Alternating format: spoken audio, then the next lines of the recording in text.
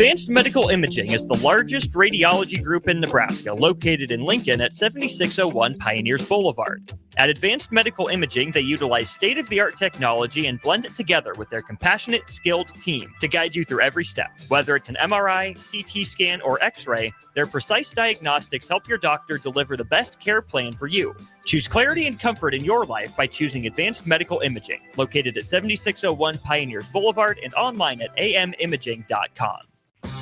The electrical workers of Local Union 265 are now hiring licensed journeyman electricians from $32.50 to $42.50 per hour with paid benefits. And if you're looking for a new career, they're hiring apprentices at $19.50 per hour with paid benefits. Call the office at 402-423-4497 to apply. Start your electrical career today. Hello. Angela, we have to break up. But why? Because you're a robot and I'm just a guy trying to get better internet. It's Aloe Fiber, isn't it? I always knew you wanted faster speeds. My contract isn't good enough for you. Face it, Angela, they let me talk to real people. Press 4 to break my heart. Oh wait, you already did. Visit aloefiber.com to switch today. Finally, a good reason to have a smart house. Just say, Alexa, play 93.7 The Ticket, and we'll magically start playing. How's it work? Nobody knows. Don't ask questions. 93.7 The Ticket is proud to provide listeners with daily opportunities to win contests and prizes on our airwaves, and would like to take this opportunity to remind you of a couple rules. All participants must be 21 or older and must wait 30 days after winning a prize before participating in another contest. Once you win, you have 30 days to pick up your prize at the K&TK Studios, 1040 O Street in Lincoln, or your prize will be forfeit. Thank you for participating in our contest, and thank you for listening to 93.7 The Ticket. This is On the Block with Strick and Austin. Nebraska Basketball Hall of Famer and 9-year NBA vet, Eric Strickland. Strickland for three! And you're going to go out of here as the Big 8 tournament champion. Middle school basketball coaching legend and Duke basketball shooting coach in his mind, Austin Orman. Coming at you live from the heart of Lincoln, America. On air and online at theticketfm.com. Presented by NIPCO. This is On the Block with Strick and Austin. That it is. Welcome in a Thursday show. Lots to get to, including a lot on Husker hoops. A guy that knows a lot about that. My partner, Eric Strickland. I'm Austin Norman. Tricky, what's good? How you feeling? I'm doing wonderful today, man. It's good to see the weather pop out its head with a little bit of heat. It feels like it doesn't even feel like it feels even hotter than 40 when you walk outside, right? Would you agree? Well, because it was 50. I know. Was it 50? Yeah, it hit I didn't think it got to 50. It hit 50s here. Yeah. But even still, that's quite crazy. It's been just a man going up and down and back and around, and like even in another few days and towards this weekend, it's supposed to get negative 15, 20. Gross. But that's the schizophrenic aspect of Nebraska weather. You just don't know. You can't.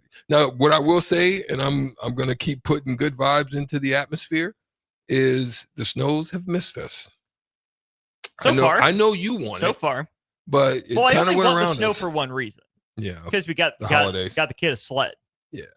He hasn't been able to use a sled yet. So he loves riding around on his sled on our carpet. And we tried it once with a little snowfall. Didn't work well. Good. So not as well sticky. As so yeah. So yeah, for his sake, let's maybe have a little snow, but nothing crazy. Yeah. And I think snow would actually kind of favor Rutgers, right? Oh well, you would think about it. You would think that would be the case.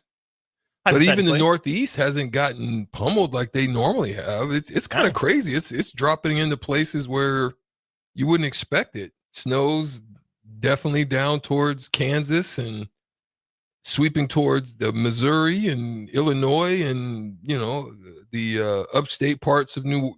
And then they got some, I think a couple of weeks ago, and then even dripping down there. I think Atlanta got way more than we got. which was crazy. Says y'all can have some of the 15 inches that got dropped on Kansas last week. See, that's what I'm saying. We, I put good vibes in the atmosphere. I ain't gonna lie. I be talking to the sky. I'm like, you can just mosey on by us. And I'm glad it did. I mean, I think the Southeast got a little bit of it. A little bit. They got Southeast got a little bit. Dallas was supposed to. Dallas got more than what we did, which is crazy. Kind of crazy. Yeah. Cubs, we appreciate you chiming in on our Sutter Heyman Jewelers text line 402. Anybody else that text? We got 2 more, Stricky. Nope, I'm not answering none of y'all. Well, I will, because I've read ahead of time. Off of y'all. Nobody gets love. Stricky No Love is the new name. David from Renew, let me just say thank you for your service yesterday. He says it's 55 degrees right now. People are golfing. David, are you one of those people who are golfing? We know you are an aficionado. If you are out golfing, send us a pic. Show us what course you're at. How's it going? And then Jason says, still got February and boys state basketball weekend in March to get some snow. Oh boy, that'd be brutal. That's not what I'm looking for. Let me just say it was no. I'm canceling and nullifying that statement right there and putting sun vibes out right now. I'm canceling that. Don't want that statement in the air at all. Thank you, Stricky. We appreciate your service. Yeah. Good stuff. Couple notes here before we get into Husker men's basketball. It was official. Dane Brugler of The Athletic tweeted this out. 70 underclassmen have declared for the 2025 NFL draft before the deadline, including Nebraska's own Thomas Fidone. So there's some official confirmation on that. Thomas Fidone appears to be taking his chances in the 2025 National Football League draft. And then, Strick, we ended yesterday's show with some sad news, and we'll start today's show with it before we get into Husker hoops. Bob Uecker, voice of the Milwaukee Brewers, iconic role in the movie Major League, just a bit outside, tried the corner and missed. Bob Uecker passes away earlier today as well, which is obviously wildly unfortunate for that organization and really baseball fans in general. Strick, Bob Uecker, you know the name, you know he's a legend, but did you know Bob Uecker called 3.5% of all Major League Baseball games in history? Wow. One dude. Wow. Baseball history. He called 3.5% of all the games ever played. So basically, he's the Dick Vitale of Major League Baseball. Oh, beyond that even. Because Dick Vitale is a prominent name. Mm-hmm. Austin, I wish you were around, but you wasn't even a thought in I was Orman. a type of daddy. You wasn't even a thought in Mama and Papa Orman's head at that time. But Dickie V came in here, man. Yeah? No way. He did our game against Kansas. Yeah. And we won. Heck yeah. Yeah. Were you a type of daddy? Baby. It was fun. The atmosphere was crazy. It was crazy. We got him a couple of times. I can't remember if one of those games was also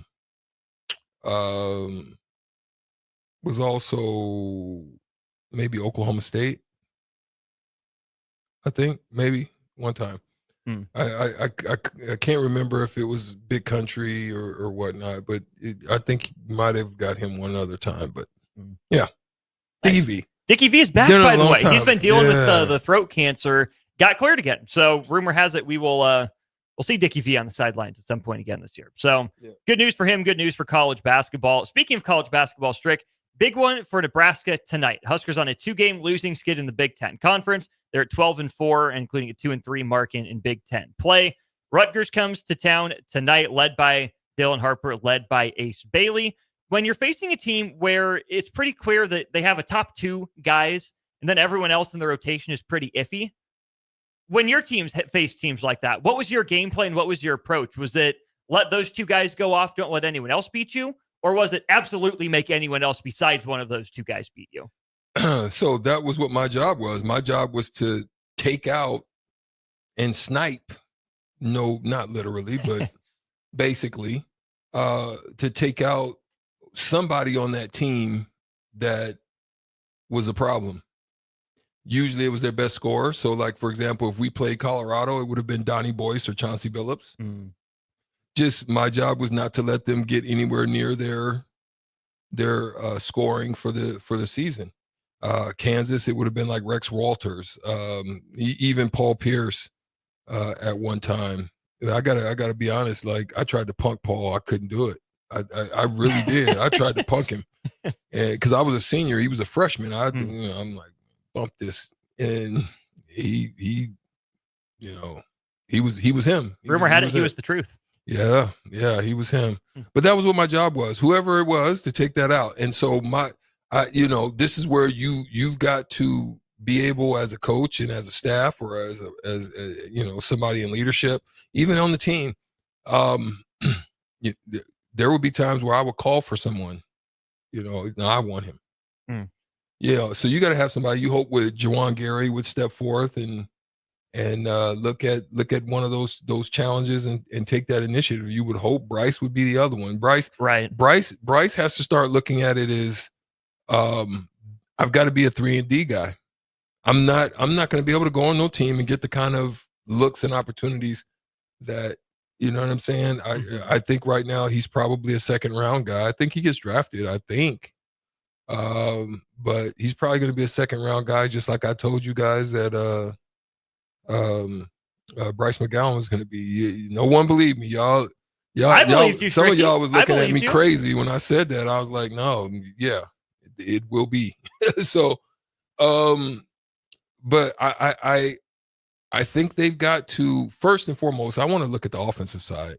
Yeah, what you got on it?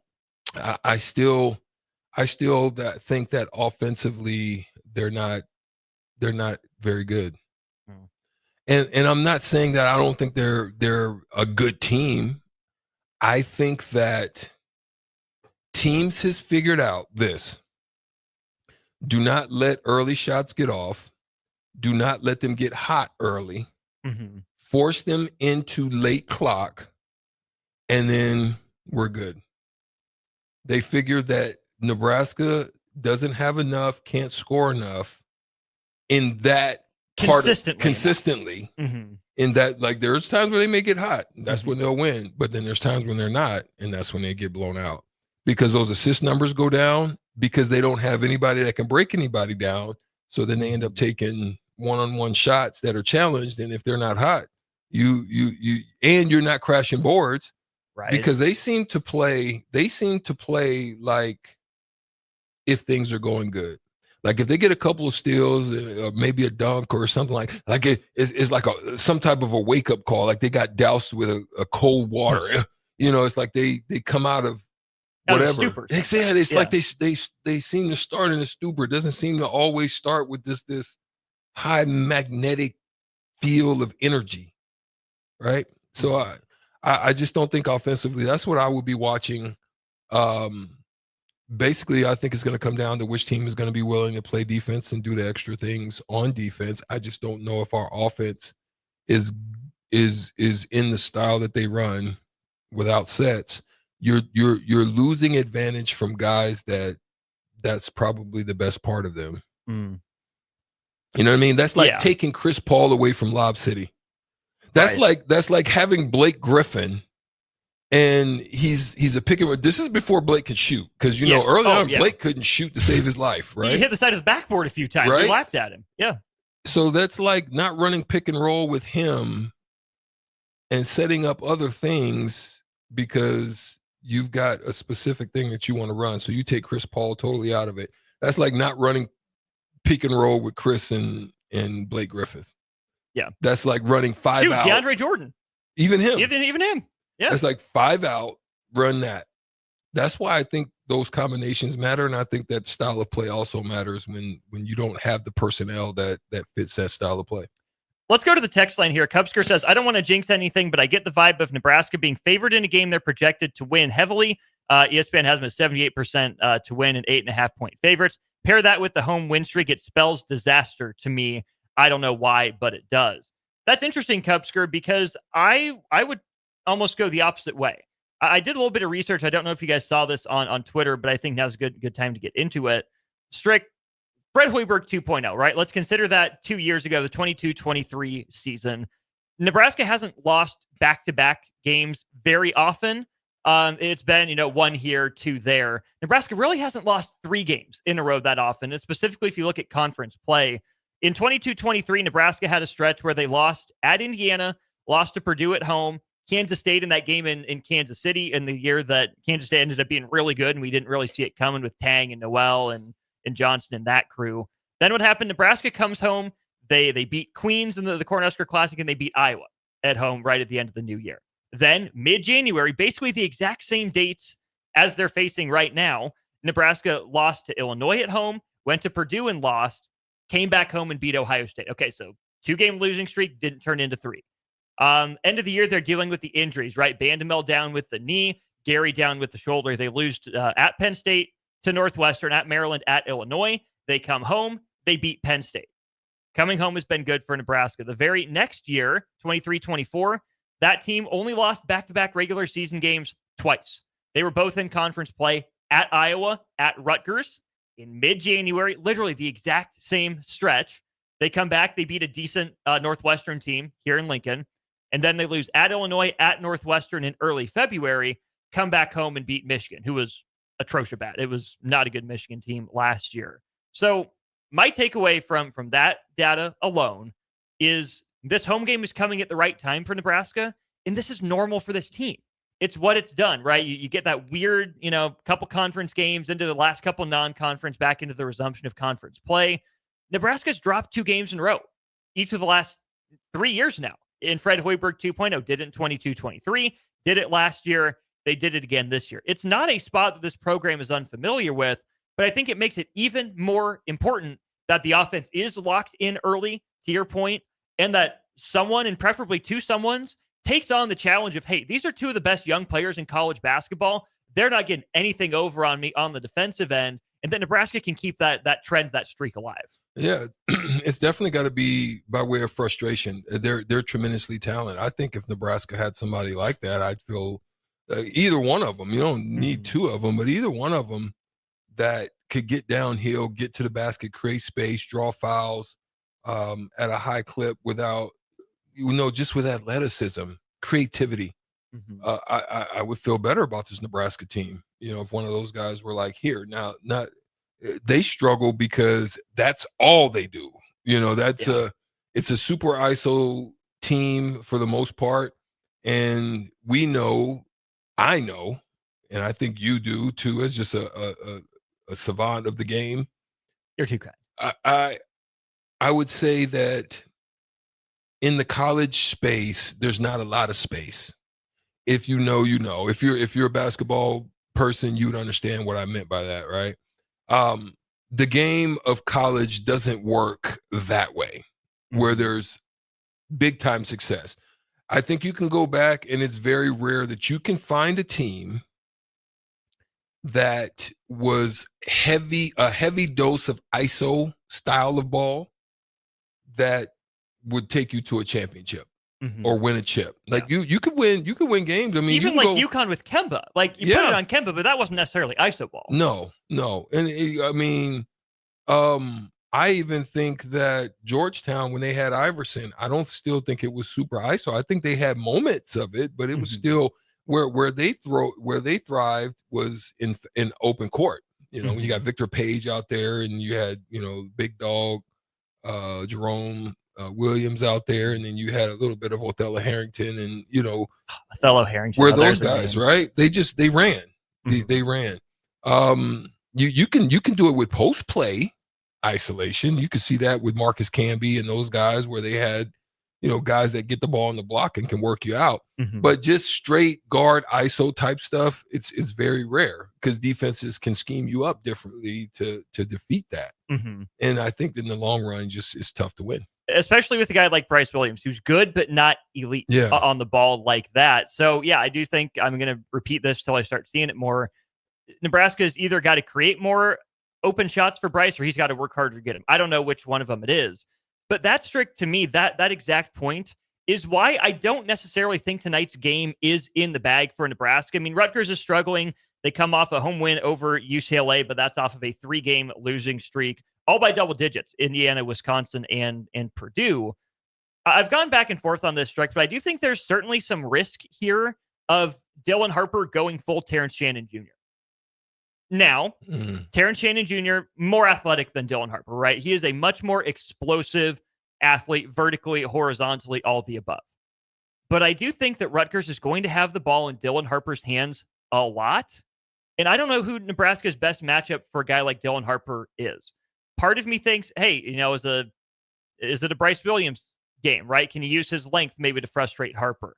Is it Juwan, right? Similar-ish sized guy. Harper might be a little thicker. Juwan's probably a little more put together than Harper is. But Juwan's not really a guy that guards a lot of lead ball handlers. I don't necessarily think that's the matchup. Yeah. I really think it comes down to Raleigh Wooster's got to be good and stay out of foul trouble. Yeah. Harper's a little bigger than Wooster is, taller and a little bulkier as well. But, Strick, I think when you look at the role and what Rutgers is going to ask Dylan Harper to do, I really think Raleigh Wooster has to be good on defense tonight to give Nebraska a chance to prevent Dylan Harper for going for 40 like Terrence Shannon Jr. did against him in the Big Ten tournament last year. Yeah, I concur with what you just said. I also would throw out that your assist numbers want to be good too. Mm-hmm. Because you want to make those guys play defense. I'm telling you, if you come down and you're taking shots, you're jacking early in the shot clock, and you give those guys open court opportunities and not against set defense, mm-hmm. trouble, mm-hmm. because they're going to eat you alive. Mm-hmm. They're going to get you in, like you said, in foul trouble, and they're going to be able to get easy buckets, mm-hmm. and they're going to push it before the defense allows themselves to get up. That's why they're averaging over 70, 75 points a game, like 76-4 or something like that, mm-hmm. Which is about six points more than what Nebraska gives up at 69. So mm-hmm. you got those things that, like, if I'm them, I'm really forcing them to play defense. Mm-hmm. I'm running them off of screens, off of pick and roll. This is why I'm saying it's so, to me, all right. Let me just say this. So I was talking, guys, shout out to David Knight, who played at Bryan, lefty also, just like myself, a little older than me, but was a tremendous guard in the Metro back in the day. And so I was at his shop, and we were talking hoops. And all of a sudden I said to him, "Do we got to get out of here?" No, we're good. Okay, we're good. And I said to him, man, one of the most frustrating things is is IQ generated for me. Meaning Nebraska many times are able to get mismatch situations out of their free flow offense. 5-out, whatever you want to call it. Free flow, 5-out, whatever. And I said, the part that frustrates me, Austin, is once you get it, the mismatch plays over. All this doing these X's, O, down, outs, screen, all that's over. If they switch with a small guard on the post, I'm backing it out, clear everybody out, we're going inside, because mm-hmm. I know that's going to get us something. Mm-hmm. But they'll go back and screen the same guy that they got the mismatch on. Because it's the next step of the offense. That's the part that frustrates me the most. Like, plays over. Like, there mm-hmm. is no play. I'm either to the Baja, or which is going to get somebody something, mm-hmm. and it's not necessarily for me. I'm to the Baja. Oh, you don't come over? Okay, then I'm laying it up, leaning in, creating space, drawing fouls, something like that. If you do come over, I'm dropping off next to the next, and then I'm rolling out weak side and maybe get lost. Mm-hmm. There's a big in there. Okay, I don't want to really challenge him. Floater is not strongest point. I'm going to dribble out, see who comes. Oh, no one comes, pop you. Like, it's like really simple, but it's like and I'm not just talking about Nebraska. I'm talking about college in general. College mm-hmm. all across the board. Yeah. It's wild. For Nebraska specifically, though, Strick, sometimes they do hunt those mismatches. They get them, and they don't take advantage of it. There are a couple times recently they went inside to Andrew Morgan, for example, with a smaller guy on him, took 3 dribbles, didn't move a guy like you thought he'd be able to, had to kick it back out. They go right back to it, but he just didn't have enough in the bag to do it. Maybe that's good scouting work on defense, and Andrew Morgan's been pretty solid, so I don't want to say these 2 possessions are why Nebraska can't ever do that. What do you do then, Austin? Okay, I'm just want to ask you a quick question. That happens. You don't move them. you don't really have the handle to, or in your bag, Mm-hmm. what do you do then? As an offense or as a player? Offense. If that was you, mm-hmm. and it is a mismatch, mm-hmm. but what would you do? Well, then I go find the next best mismatch. Where else can I kick it across the court? Can I go set up a pick and roll with, to get another matchup? Or do I just give the ball to my best player and get out of the way? What do you do? What do you do? All good. I'm saying, come back to me. I'm not trying to get into a bag. I'm trying to repost deeper mm-hmm. position. Okay. Back it out I for can't two get in my Give bag. me a second. Can't get into my bag. Mm-hmm. I'm going to kick it out. I'm going to turn and just walk you down just a little bit for turn with deeper position. Give me the rock, and don't need to get in the bag. Straight jump hook, straight turn, straight shot fake. I'm putting you in under the pressure cooker. Sure. That's what you do. Like don't get into try to do things, because guess what? Dribble, when you're not really good at that, with a little guy, they're good. They're good at pulling chairs. They're good at slipping around. They're good at, Sam Hoiberg makes a living off that kind of stuff. Right? Mm-hmm. That's where I thrived at. So I'm saying I get it, but then get to what you do best and use the advantage that you have. Yeah. No dribble, size, jump hook. If you don't make that, then you don't belong in college, straight up. I think that's fair. We're up against a break. Let's keep this conversation going. You guys have some text on the text line that we definitely want to get to. 402-464-5685. Byron the Hog Farmer, Jordan P., Old Dad 34. We will get to your text. Keep talking Husker hoops against Rutgers when we get back to On the Block, brought to you by Nepco. Follow Austin, Strick, and On the Block on Twitter at Austin Orman, eStrick20, and On the Block 93.7. More of On the Block coming up.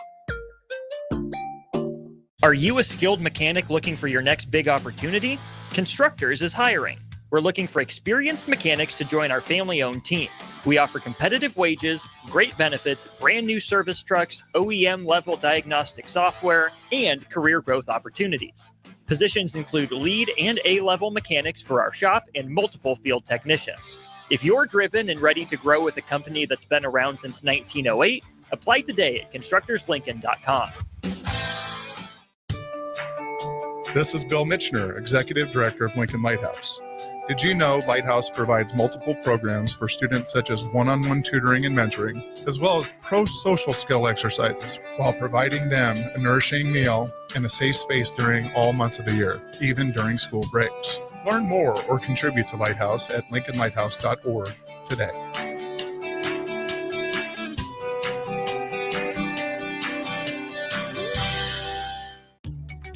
Are you ready for a new opportunity? Check out Sandhills Global. Join a dynamic team where your skills are valued and your career can soar. We offer full-time positions with a 4.5-day work week, competitive pay, excellent benefits, and a positive work environment.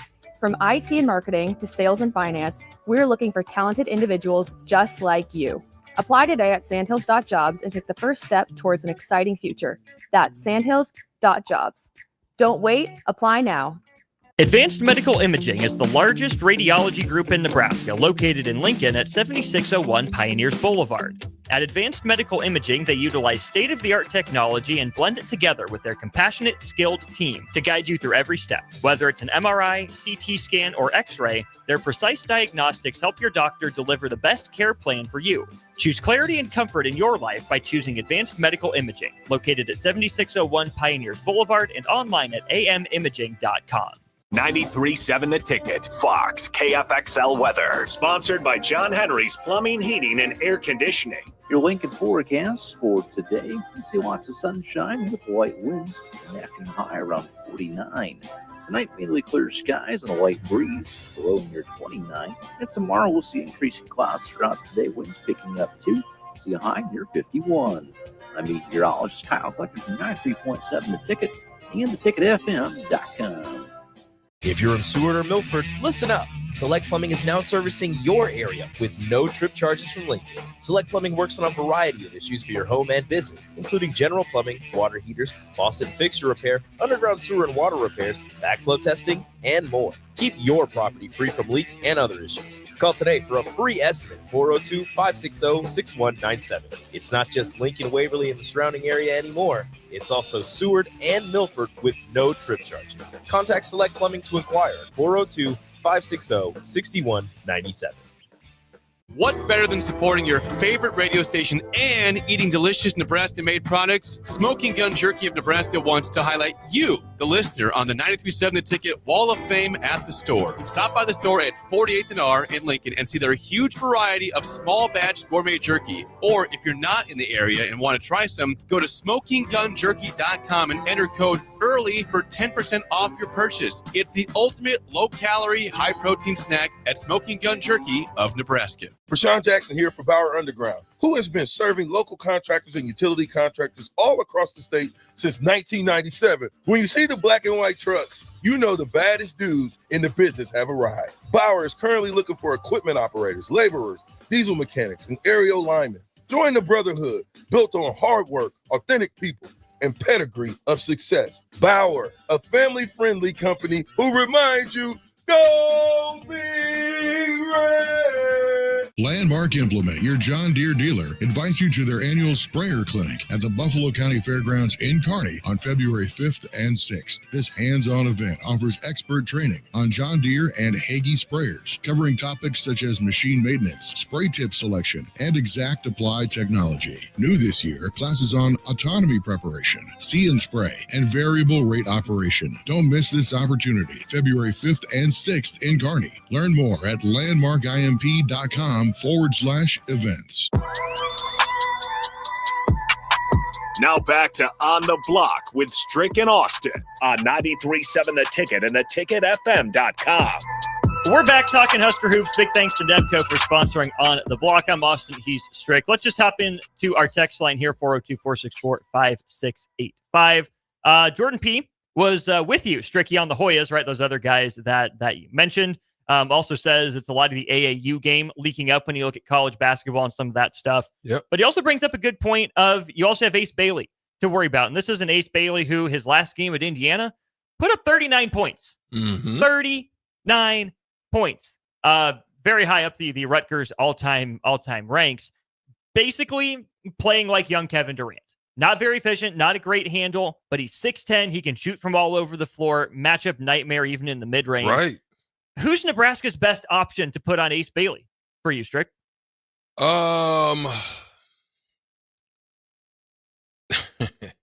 If I'm being honest, I'd probably put Gary on Ace Bailey. I'm with you. Yeah, that probably makes the most sense. I think that he's a little bit more physical, more creative with that size over Bryce. I think Nebraska's going to struggle trying to potentially play the big lineup part of them. One big, I think they should go with one big because you're going to want footwork with a lot of rotation opportunities. Because you want them to either get over quick enough to get charges. I just don't think you want two bigs running around with that type of space creativity. I don't mind having a big Mia inside if he's gonna cause problems to try to block shots. But I wouldn't. It'd be tough to, because I actually like Burke's feet work, but I just don't know if it's Ace Bailey level footwork. I think there's a couple different ways Nebraska can go. Juwan would be my first choice as well because Bailey doesn't necessarily drive a whole lot. He's not taking a lot of shots at the rim. I think if you can use Juwan out on the perimeter and not let him use his handle to get to the mid-range, that goes a long way. I also think Berkay can move his feet well enough defensively on the perimeter. And then if that's the matchup on offense, obviously Bailey's got some length to him, but I think you can work some Berkay in the post, which is where offensively I'm fascinated to see two Strick. Rutgers isn't a huge team, right? Bailey's 6'10". He's a true wing. Other than that, they have like two other guys that are 6'10" that are playing some okay minutes for them. They're not game changers. They're not game breakers. Will Nebraska go with a lot of the one big, Gary at the 4 or Berkay at the 4? Or will Nebraska just go with the one big and it's Berkay at the 5 and Juwan at the 4? I think there's opportunities for all of that. Byron the Hog Farmer says, can you explain Raleigh Wooster's play? He started over 140 games. To me, he looks lost at times and careless with the ball. How do you grade Raleigh Wooster so far, Stricky? Just inconsistent. Doesn't the problem with that's what I'm saying. The problem with their style of play, like let's just be honest. Even though Jamarcus Lawrence struggled at times, at least you knew he was a capable shooter. He was very streaky, but you knew he was capable, and he can get on one. Then you had Casey. Then even with Greasel, capable. Vandermill, capable. Those guys really aren't shooters. So you have 2 point guards that are traditional style point guards that aren't even streaky. They're just they're either on or off. They're just not good shooters, and that's okay. But you don't play a style of offense that fits their style that could help you to have success. That's why Ulis was at Iowa. Iowa plays a lot of sets. They run a lot of different types of sets, and he's a setup guy. Well, and they run a lot. Yeah. Open court, Ulis is good. He's good defensively, plays good defense. He's got good foot. But I'm just saying that's where they struggle, because if you're not able to get to their strength, they're not going to be very effective. And if Worcester's not able to use his size to get guys maybe in post, but see, that's where Greasel was different. That's where a guy like Greasel was different. He was able to put guys, in transition, back them down, 6'5", strong. I'm over you. Like there's nothing you can really do. It was a mismatch situation, and it didn't hurt because Walker and him didn't conflict. Right. You know what I'm saying? They were able to work it. Well, they could invert the floor because both guys were better in the post, but Nebraska found ways to still have good spacing for either one of those guys because of some of the other shooters that were available to them on the And guess roster. how I got there? Sets. They had sets. Called a play. They called play. I still don't know exactly what to make of Raleigh Worcester, but I'm not nearly as down on him as Byron is, right? I think Raleigh Worcester has done a pretty good job of being steady, right? The turnovers right now, 1.5 per game. That's a career low mark. Granted, his assists are also down. His previous career low was 3. He's at 2.5 assists per game right now. But again, style of play, what's he being asked to do? Raleigh Worcester scoring basically the exact same number of points per game this year at Nebraska as he has in his career, rebounding at pretty much the exact same rate as he has in his career as well. So if you just look at just those surface numbers, points, rebounds, assists, Raleigh Worcester is pretty much right where he's been his entire college career. He's shooting better from 2 this year than he has any other year of his career, but also simultaneously shooting right now the worst 3-point percentage he has of his career. Maybe that's going to come around. Maybe it's not. What does stand out to me a little bit, Strick, is that Raleigh Worcester is taking the fewest shots overall of his career. Not by much necessarily, but the Raleigh Worcester we're seeing at Nebraska is pretty much the same guy he's been since he stepped foot on Utah State's campus as a freshman. Good player, maybe gotten better around the margins, but the same guy he's been the previous 4 years in college. There are times I think Nebraska needs Raleigh Worcester to be aggressive, and he has been, right? Needed a bucket a couple times against Iowa. He went down, he posted a smaller guard. He hit the 3 that helped get Nebraska going against St. Mary's.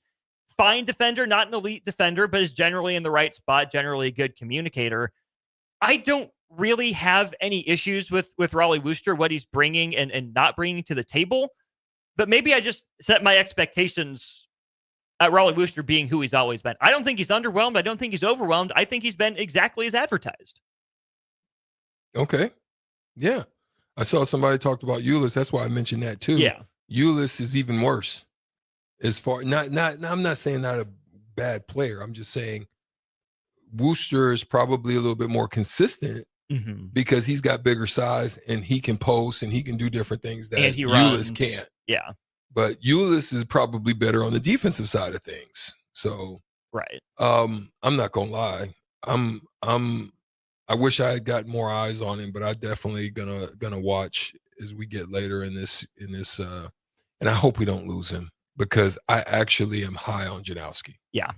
I'm high. I agree. I'm hoping this doesn't turn into an Eli Rice situation. Let's check in on Eli Rice.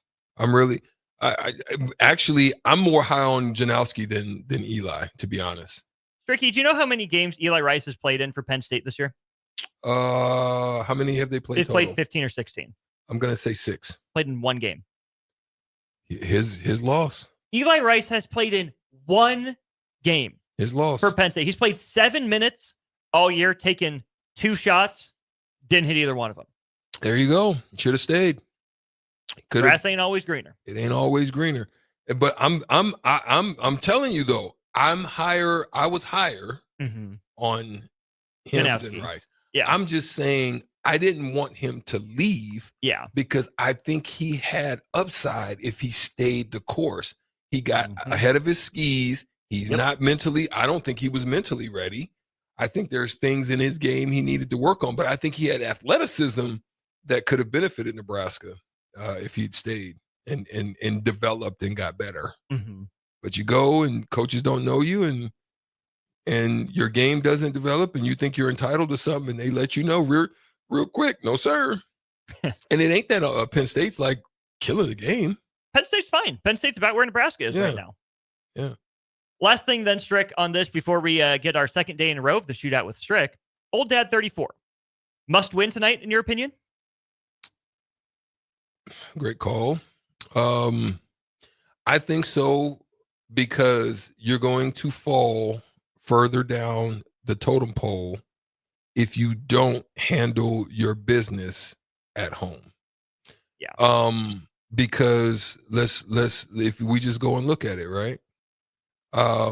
They've got Rutgers. They've got Rutgers tonight. Then you go to Maryland Sunday. That's 11 not an o'clock in the easy morning. win there, especially early. That's not an easy win. At home against USC, they're playing good basketball. They're one of the teams that have went on the road and shown that they have capability. They're playing a lot better. They're starting to figure things out. At Wisconsin, Wisconsin is down, but anytime you go out Cole, danger. It's danger. It's a possible L for you. I think they're down. Illinois. They come in the building. What you gonna do? But all of these teams from that point on, I think Maryland's tough. I think this is going to be a good challenge for them. I think it's a must-win from the fact that you got to go on the road to Maryland, and you don't want a 4-game lose in the conference. If your goal is to make the NCAA tournament, you need to remain in that mid-tier. If you fall that far, but I don't think they have the moxie or the capacity to make a 5, 6, 7-game streak run. I don't think so. Especially not with the schedule and their style of play. So I tend to agree. And that's where this is tricky, Strike. There's plenty on the table for Nebraska, but they're in a better position than Rutgers. Rutgers coming off a win, Nebraska coming off these 2 losses. This is a game that benefits Rutgers a lot more than it benefits Nebraska. If this was a game on the road for Nebraska against this Rutgers team, I think it would be a bigger benefit. But this is just one of those, you're 0 for 3 in the baseball game or in the basketball game, right? You've had some good looks. They haven't fallen. Took a late one that didn't go down. This is a, driving late. You shot fake, got your guy up in the air. There's no rim protector at the rim. Just go finish it, right? That's really what this game is to me. That, it would be taking care of business, I think, for Nebraska to win tonight at home. Not because of some mystical PBA factor. Nebraska is a better team than Rutgers. Nebraska just can't let the better individuals potentially go off and let Rutgers get hot and steal one because they need this. This is the team that had some legitimate NCAA tournament hopes before the year. If they get this road win at Nebraska, Nebraska on 2-game losing streak, but this win will carry some weight for Rutgers more so than it would carry for Nebraska. So Nebraska has to come and match Rutgers' energy, focus, dare I say even desperation and determination, which you would hope would be easier at home. We just got to make sure we see it tonight from the Huskers. This is the same thing that I said about what Nebraska baseball needs to do in the midweek. Yeah. This is that. You don't want to. You may not feel like it. You may not want. You got other things, but you've got to show up at the stadium and get the job done. You may not want to travel to them. I mean, your girlfriend might have had a birthday party that you missed on O Street. Get out there and get the job done. Simple as that. 8 o'clock tip, Nebraska and Rutgers. Strick and I will be in the building. And then we will have post-game right after the game. They'll be right here on 93.7, The Ticket and theticketfm.com. A couple wonderful sponsors we will tell you about later tonight. We're going to go to break. When we get back, we're playing the shootout. Second day in a row. Stricky took an L yesterday. James, if you're listening, you got the dub. Congratulations again. Make sure you stop by, get your $30 to wings and rings. 4 questions for Strick, 4 for you on our Honda of Lincoln hotline, 402-464-5685. We'll play the game, wrap up hour 1 of On the Block momentarily. Download our app by searching for 93.7 The Ticket in your app store to stay in touch and listen all day wherever you are. More of On the Block next on 93.7 The Ticket and theticketfm.com. If you're in Seward or Milford, listen up. Select Plumbing is now servicing your area with no trip charges from Lincoln. Select Plumbing works on a variety of issues for your home and business, including general plumbing, water heaters, faucet and fixture repair, underground sewer and water repairs, backflow testing, and more. Keep your property free from leaks and other issues. Call today for a free estimate, 402-560-6197. It's not just Lincoln, Waverly, and the surrounding area anymore. It's also Seward and Milford with no trip charges. Contact Select Plumbing to inquire at 402-560-6197. The electrical workers of Local Union 265 are now hiring licensed journeyman electricians from $32.50 to $42.50 per hour with paid benefits. And if you're looking for a new career, they're hiring apprentices at $19.50 per hour with paid benefits. Call the office at 402-423-4497 to apply. Start your electrical career today.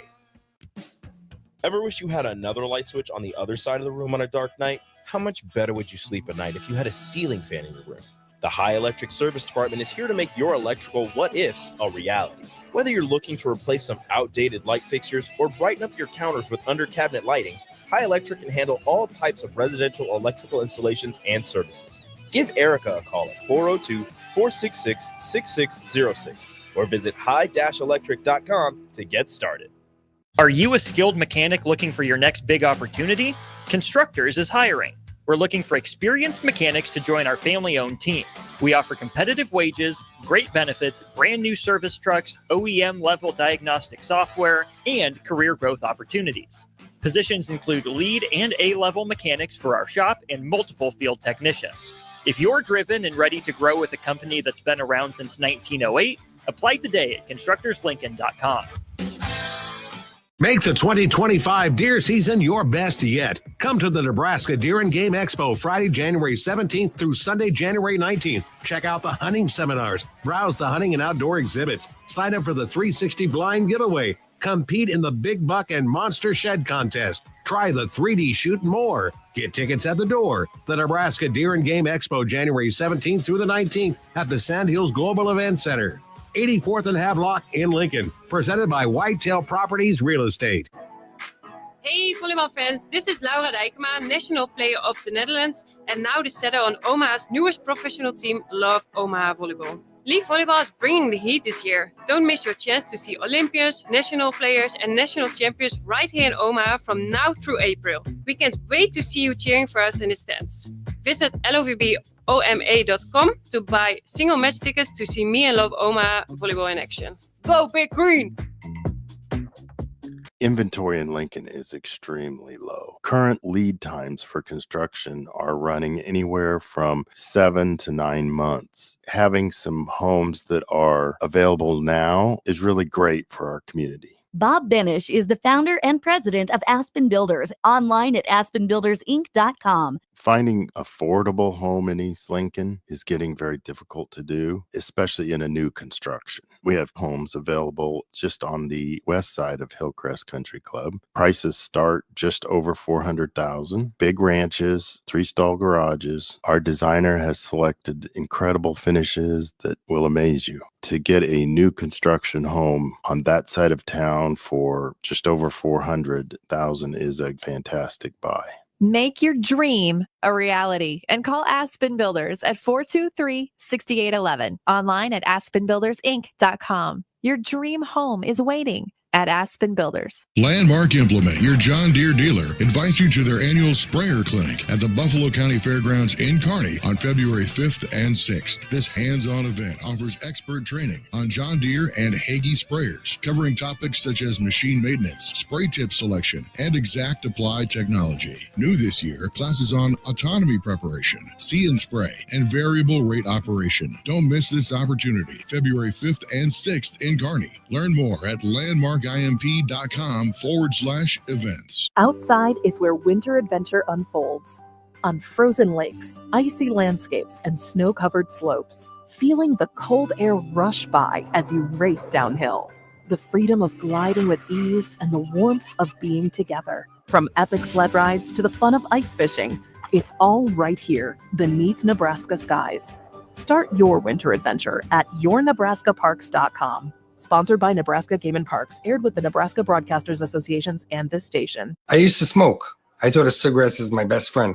They were always there for me when I needed a break. I also thought cigarettes were my best friend, and then they gave me peripheral artery disease. I smoked and had a stroke. Actually, multiple strokes. I smoked and have heart disease. Here's my tip. If cigarettes are your friend, you need a better friend. Call the Nebraska Tobacco Quit Line, 1-800-QUIT-NOW, 1-800-784-8669. Paid for by Tobacco Free Nebraska. Aired with the Nebraska Broadcasters Association and this station.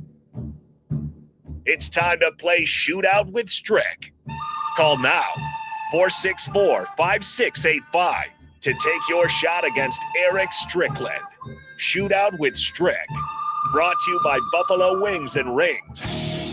Time to play the game. The game is the Shootout with Strick. We usually play it Tuesdays and Thursdays, but with the Love Volleyball ladies in here, Lexi Rodriguez and Laura Dykeman, we pushed it to yesterday and today. So we are back on schedule.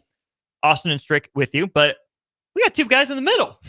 The once and former happy hour crew, our guys, Nick and Rico. Fellas, welcome in. Gentlemen. What it is. How are we doing? We're doing great. Wonderful. Good. Stricky's happy because Rico, of his own volition, volunteered to tap in. I got this. True. It's because I have a better record than Strick at his own game. So here's the setup. For sure, I do too. What we're going to do, Rico is going to answer the questions. If he has a question or doubts, Nick is his lifeline for one question. Hell yeah. And one question only. No más uno. On our Honda of Lincoln hotline, we welcome in Dave. There he is. Dave, how's it going today? Good. Dave, here's the setup. It's going to be you against Rico. What's up? But you have Strick as your lifeline for one question. Are you down with that? Well, I can live with that, yeah. Okay. You don't need me now. You go get him. I hope he needs you, and I hope you get it wrong. I do. Well, if I remember right, the last time Strick went 0 for 4 on basketball. There you go. See, there's too many of those to count on our me. fingers. So you could have just pointed to a day, and it was Strick went 0 for 4. It's true. All right, Dave, hold on the line. We will get Rico his help. questions first, Keep and smacking. then we will get to you. Sound good? Yep. All right, Rico, your round of the shootout. What's the starts topic? here. None of your business. Rutgers men's basketball. Damn.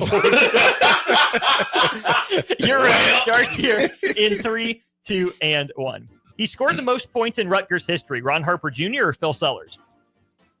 Ron Harper Jr. It was Sellers. He recorded the most steals in a single game for Rutgers. Miles Mack or Cam Spencer? Cam Spencer. It was Mack.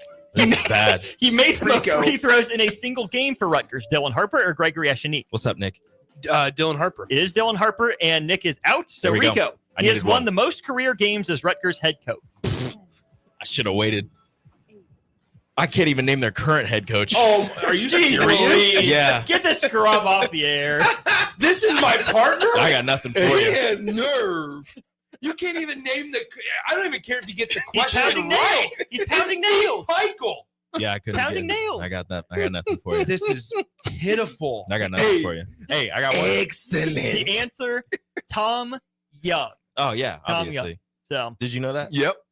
I knew their current coach. Yeah, but did you know? Their, No. See, well, All I can say is excellent. Just a reminder. The juggernaut falls. Just a reminder. Rico works in sports media. that's true. got him. Not All right. right. Sports media. Doesn't know Rutgers head basketball coach of current day. Shout out to Steve Peichel. Pounding nails. Pounding Dave, you need 1 point to tie. You need 2 or more to win. You have Strick as your lifeline for one question. You ready? You bet. Okay, your round starts here in 3, 2, and 1. He has the most assists in Rutgers history. Eddie Jordan or Paul Mulcahy? I'll say Mulcahy. It was Jordan. He scored the most points in a single game for Rutgers. Quincy Doobie or Ace Bailey? Let's go with Bailey. It was Doobie. He has the most defensive rebounds in Rutgers history. Roy Hibbert or Cliff Amori? Amori. It is Amori, and he played in the most games in a Rutgers career. Can I go with Strick on this? Strick don't got it. Yeah, this one's tough. Strick doesn't have it. Harper. It is not Harper. It was one of Ron Harper Jr.'s teammates. Was it Mulcahy? It was not Mulcahy. Okay. The pain in Nebraska's butt. Geo Baker. It was Geo. Geo Baker. I hated watching him. I hated Geo. He killed us. Not personally, just No, but just as a basketball player. Not as a person. I hated Geo Baker, the basketball player. Yeah, he destroyed us. Sports aid. As a person, probably a good guy. I don't know. All right. We do the tiebreaker question. There we go. The line goes to Rico. No lifeline available. Me and Strick are out. Yep. Nick and Strick are out. So, Dave, this is just you and Rico. You There's will go only one of us that got it over, right. under, or push Rico's answer to this question. It's going to be Rico, a dumb number. Rico, how many Final Fours has Rutgers men's basketball participated in? Oh, Final Fours. How many Final Fours has Rutgers men's basketball participated in? I'm going to go with, it just doesn't, I'm going to go with 3. Dave, Rico says 3. You going over, under, or push 3? I don't ever remember him being in a Final Four. I'll say under. Boom shakalaka! Finish him. Give me a hell yeah! You took the L, my boy. Juggernaut goes down. Rutgers men's basketball. Hold on. I almost said 0. It is not 0. It is between 0 and 3. I'll give you that. There we go. It is less than 3. All right, there we go. Less than 3, more than 0. The answer is 1. 1. They were led to the 1976 Final Four by Tom Young, the leading wins man in Rutgers history. That 1975-76 Final Four. Yeah, that Tom guy. Indiana wins the title. They beat Michigan in the championship game. The other 2 Final Four teams, Rutgers and UCLA. All Big Ten. That's right. Looking back, that is now all Big Ten. Dave, you're on the board. You win the $30 to Buffalo Wings and Rings. Any parting words for Rico, whose butt you kicked cleanly today? Well, Strick wasn't much help either, so maybe the two of them can get together. There it is. Dave, put it on the line. $30 to Wings and Rings. Gentlemen, thanks for stopping in. It is what it is. Can we have a conversation about Mike Woodson? I love Mike Woodson so much. What do we think is going to happen? Nothing good. Yeah. Yeah, it's no bueno. Yeah, students starting to chant "Fire Woodson." Oh no, leave Mike Woodson alone. Tricky. You got the inside hookup, right? That's Tell us right. what your boy's thinking. No, I just love the happy hour crew. We do love that. It's a reunion. It is. It feels like a crossover. It does. But yet, you guys are an hour into our show, Yeah. and we Would be done. we don't have a show. Well, we are crossing over now with you. Crossing over an hour or 2. Yeah, something like that. Something like that. Yeah, Somewhere along those lines. Tricky. I'll ask you two this before we let you go. Is it a must-win game for Nebraska men's basketball tonight against Rutgers? Rico, go first. Yes. That's it. That's all I'm Do you giving remember Rutgers head coach's name? Steve Peichel. There we go. Good job. How do you You're spell dismissed. Peichel? How do you spell Peichel? Ooh. Peichel. Like pickle. Peichel.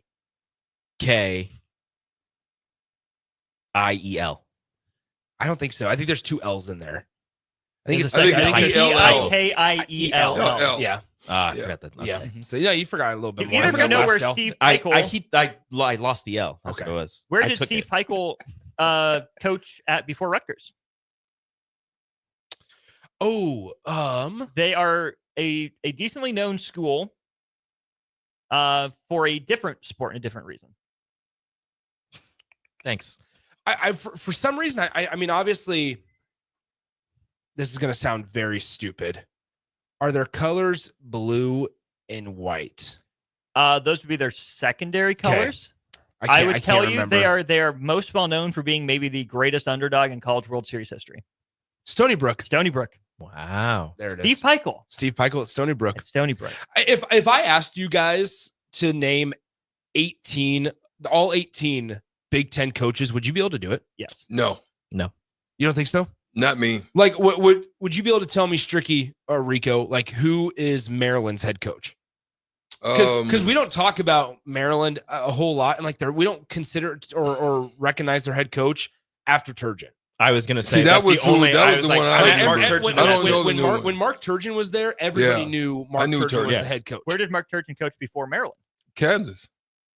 Oh, you're talking about as a head coach? As a head coach. Well, he recruited me at Kansas. That's right. Because he has family. His sister-in-law is my insurance agent. Oh, nice. There we go.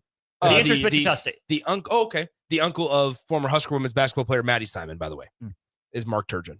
Nice. But anyway, the answer is Kevin Willard from Maryland. Yes, Kevin Willard from Maryland. Yeah, I didn't know. But like, like Dana Altman in Oregon and so on and so forth. The Must bus is going to be coming to Lincoln here shortly. Either of you know Washington's head coach?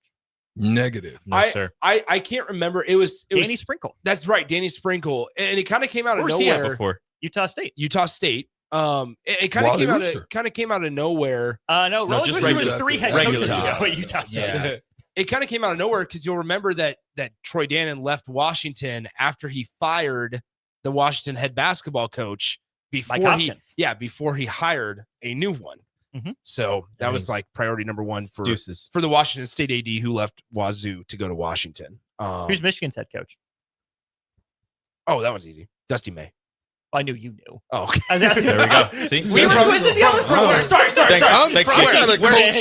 Where's Dusty May from? Where did he coach before? I don't know coaches. I don't like Stricky, coaches. we talked about this guy in this university. I don't like coaches. Florida Atlantic. You said he should be the next Mark Few. Janelle Davis. You said that five different times. Oh, yeah, because he was at FAU when they made that run. That is correct. Yes. And didn't he sign an extension and then leave, or was it? I didn't know he took the Michigan job though. Yeah. I honestly didn't think about it. So like, okay, I don't know the I used to be decent with coaches, and then there's so much. You just know mascot. I just stopped. He's the mascot king. He's the mascot king. You know Syracuse's head coach, Rico? I do, and now I don't because you put me on the spot. Ooh, Rico. I mean, Austin? Nick had a Adrian Autry. Funny look. Brad Autry. Oh, there you go. Not Jim Boeheim. No longer. No more Boeheim. Bye-bye. Which I mean, as we're talking about coaches and good. whether or not making the NCAA tournament, I saw that the Arkansas Razorbacks they're projected to miss the NCAA tournament. Mm-hmm. Did you put a? I did not. No, I have not. We know David and Renew put a wager on 50 to 1. What about the guy that had the 40th birthday yesterday? Yeah. Anyway, follow Austin, Strick, and On the Block on Twitter at Austin Orman, eStrick20, and On the Block 93.7. More of On the Block coming up. This is Lincoln's home for sports talk on the FM dial. Also online at theticketfm.com. On the internet, KNTK FM Firth, 93.7 The Ticket. Are you a skilled mechanic looking for your next big opportunity? Constructors is hiring. We're looking for experienced mechanics to join our family-owned team. We offer competitive wages, great benefits, brand new service trucks, OEM-level diagnostic software, and career growth opportunities. Positions include lead and A-level mechanics for our shop and multiple field technicians. If you're driven and ready to grow with a company that's been around since 1908, apply today at constructorslincoln.com. Make the 2025 deer season your best yet. Come to the Nebraska Deer and Game Expo Friday, January 17th through Sunday, January 19th. Check out the hunting seminars, browse the hunting and outdoor exhibits, sign up for the 360 blind giveaway, compete in the Big Buck and Monster Shed contest, try the 3D shoot and more. Get tickets at the door. The Nebraska Deer and Game Expo, January 17th through the 19th at the Sandhills Global Event Center. 84th and Havelock in Lincoln, presented by Whitetail Properties Real Estate. The electrical workers of Local Union 265 are now hiring licensed journeyman electricians from $32.50 to $42.50 per hour with paid benefits. And if you're looking for a new career, they're hiring apprentices at $19.50 per hour with paid benefits. Call the office at 402-423-4497 to apply. Start your electrical career today. It's the new year, and it's time for a new John Deere. Acres has all new John Deere compact tractors, mowers, and Gator UTVs on sale with money-saving financing options. Whether it's recreation or landscaping, Acres has the John Deere for you. Visit your local Acres store for details. And don't forget, Acres has a full lineup of used equipment as well. Act now. These incentives expire January 31st, 2025. Financing program subject to approved credit with John Deere Financial. Some restrictions may apply. Inventory in Lincoln is extremely low. Current lead times for construction are running anywhere from 7 to 9 months. Having some homes that are available now is really great for our community. Bob Benish is the founder and president of Aspen Builders, online at aspenbuildersinc.com. Finding affordable home in East Lincoln is getting very difficult to do, especially in a new construction. We have homes available just on the west side of Hillcrest Country Club. Prices start just over $400,000. Big ranches, 3-stall garages. Our designer has selected incredible finishes that will amaze you. To get a new construction home on that side of town for just over $400,000 is a fantastic buy. Make your dream a reality and call Aspen Builders at 423-6811. Online at aspenbuildersinc.com. Your dream home is waiting at Aspen Builders. 93.7 The Ticket is proud to provide listeners with daily opportunities to win contests and prizes on our airwaves, and would like to take this opportunity to remind you of a couple rules. All participants must be 21 or older and must wait 30 days after winning a prize before participating in another contest. Once you win, you have 30 days to pick up your prize at the K&TK Studios, 1040 O Street in Lincoln, or your prize will be forfeited. Thank you for participating in our contest, and thank you for listening to 93.7 The Ticket.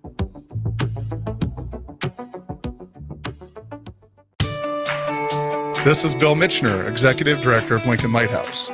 Did you know Lighthouse provides multiple programs for students such as one-on-one tutoring and mentoring, as well as pro-social skill exercises, while providing them a nourishing meal and a safe space during all months of the year, even during school breaks? Learn more or contribute to Lighthouse at lincolnlighthouse.org today.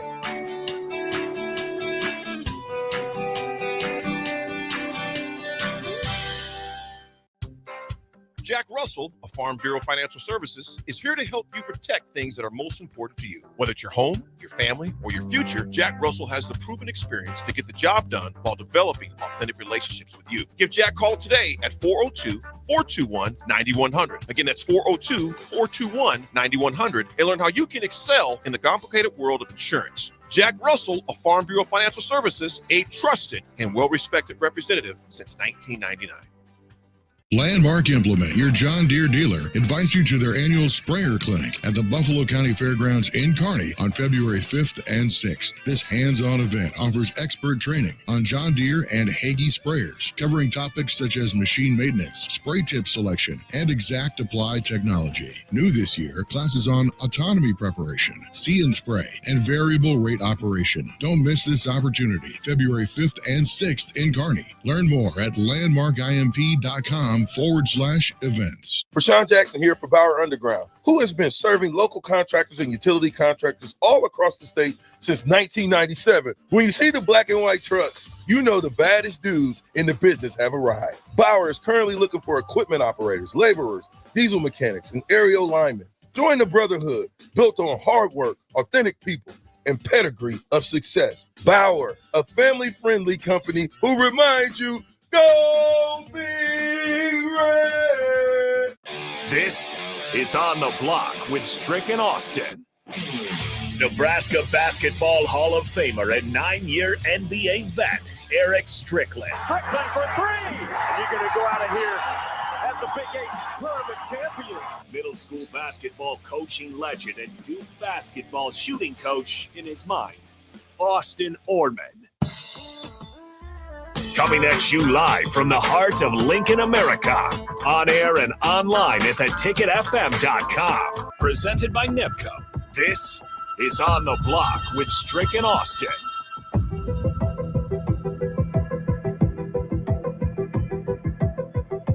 We are back here during On the Block. Big thanks to Rico for taking that L. Dave wins. Nick was saddled with an unfortunate circumstance there, but it was tough. It was Rutgers men's basketball. I was behind the 8 ball from the start. I mean, Nick is back with us, by the way. First Rutgers basketball, then second partner with Rico. I was behind the 8 ball to begin. What can you do? This is On the Block, brought to you by NEPCO. Really appreciate them for sponsoring. NEPCO is a fourth-generation family-owned and operated business with over 1,200 employees and 26 companies throughout Nebraska. Their operations span the state and supply the construction industry with the materials needed to construct buildings, streets, and highways. They've been doing it since 1908.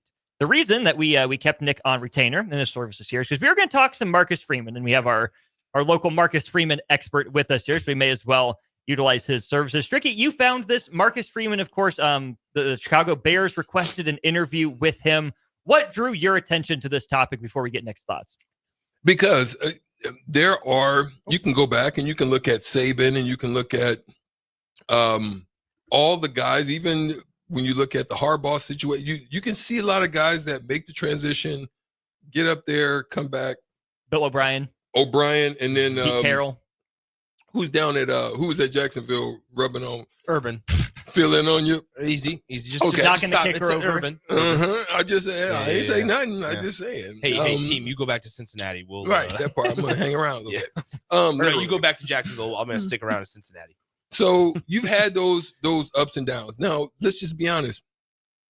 I can look at not just basketball. I could look at baseball. I could look at many different sports. There, Shaka. On the basketball, there's just certain guys that, and when I'm saying Shaka, I'm not saying NBA to Woodson. No, I'm not that. I'm not looking for. I'm saying there's certain places that certain people thrive and do well. Yeah. And they should stay in their space, that they have success and they do well. There's always a dream and an aspiration to move on, to get up, maybe the salary, make the jump, make the leap. I think this is why you didn't see Marshall's coach jump. I think there's some that comes to that realization. There's others that say, you know what? I need just a little margin to challenge me, just to stretch me a little bit. And this is where you see the Indiana coach. Cignetti. Yes. Where you see Cignetti make Jamestown. I stayed there, made it great. I had really nothing else that I could do here. James Madison, I'm sorry. I really don't have much that I could do more. What's the next challenge? And there's something like for Shaka, Texas was just too big. Weird fit. Right? Yeah. It was too big for him. I think that's where he's at. He's that VCU, that Marquette. That's Marquette's home for him. That's a Wisconsin guy. Yeah. So go ahead. I think a lot of it has to do with ceiling and current spots as well. And it's hard. It's going to be, I'm going to try not to, I'm going to do it right off the bat here to bring like Dion into this conversation. Yeah. That's next segment. And I will. So I'll refrain from doing too much Dion conversation. I think though, guys, like you have to consider ceilings and ceilings at where you're at. You bring up Curt Cignetti. What's the ceiling at James Madison? Even in current day college football. What is it? I mean, you can be a 3 seed like Boise State was, but how do you feel going up against a Penn State in that, a Penn State caliber team in that instance? I also think that we're going to see pretty soon down the line here difference and change in the way they seed in the playoff, just to try to avoid teams like Boise or James Madison potentially getting bombarded first round, like when they get a bye. So I think, though, however, you have to consider ceilings. And what I mean by that is whether or not Curt Cignetti's thinking, okay, if I want to move from one college job to another job in college, what's my ceiling here compared to what the resources I get here, there, what's the potential? Curt Cignetti has changed Indiana football. And he's also capitalized. I brought up Mike Woodson kind of as a joke last segment, but he's also been able to capitalize on a really bad year for Indiana basketball. Mike Woodson, he's kind of running stale in Bloomington. Indiana basketball, they've spent tons of money. They went out and got, a couple high-profile transfers, including Omar Ballo from Arizona, and it hasn't really panned out. Nothing's really felt comfortable or easy as it should be in Indiana under Mike Woodson. So you have a good blend of Curt Cignetti striking gold in football and well exceeding expectations in year one at Indiana. At the same time, the blue blood program of Indiana basketball is somewhat in the dumpster right now. And so I think it's been a combination of both of why people feel so highly about Curt Cignetti right now. I think that's a big part of it. And we can even take into account the ceiling of both programs that want Marcus Freeman. Yeah. Notre Dame is in the college football playoff championship game in just a couple days from now. That's a big ceiling. How long will it take the Bears to get back to their equivalent of playing in a Super Bowl? God only knows. Could be our lifetime, might not be our lifetime with the way that organization's being run right now. And maybe Marcus Freeman's dream job is to coach in the NFL, right? It's the highest level of football. But I wonder, too, if there's even more, for all the issues in college football, right? We've talked about them ad nauseum, not just on this show, but on other shows. Would you rather deal with college dysfunction or NFL dysfunction, right? I think that's what a lot of these coaches are weighing, or are they even thinking about it like that, right? Are they looking at pros and cons? Are they saying, hey, not very many men in history get to say they were an NFL head coach. It's the biggest league in America. Business is booming right now. I would be dumb to not give myself a chance. Or is it, hey, I'm comfortable in college. It's where I've been.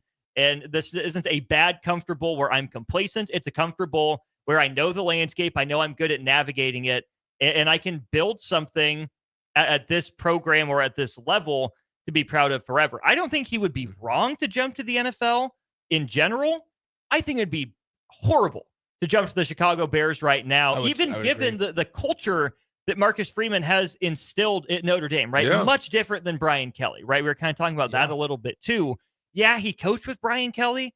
Those are not the same guys. The Bears clearly need a culture shift, but how much can a head coach affect culture in the NFL versus college? I still think they have more control of that in college.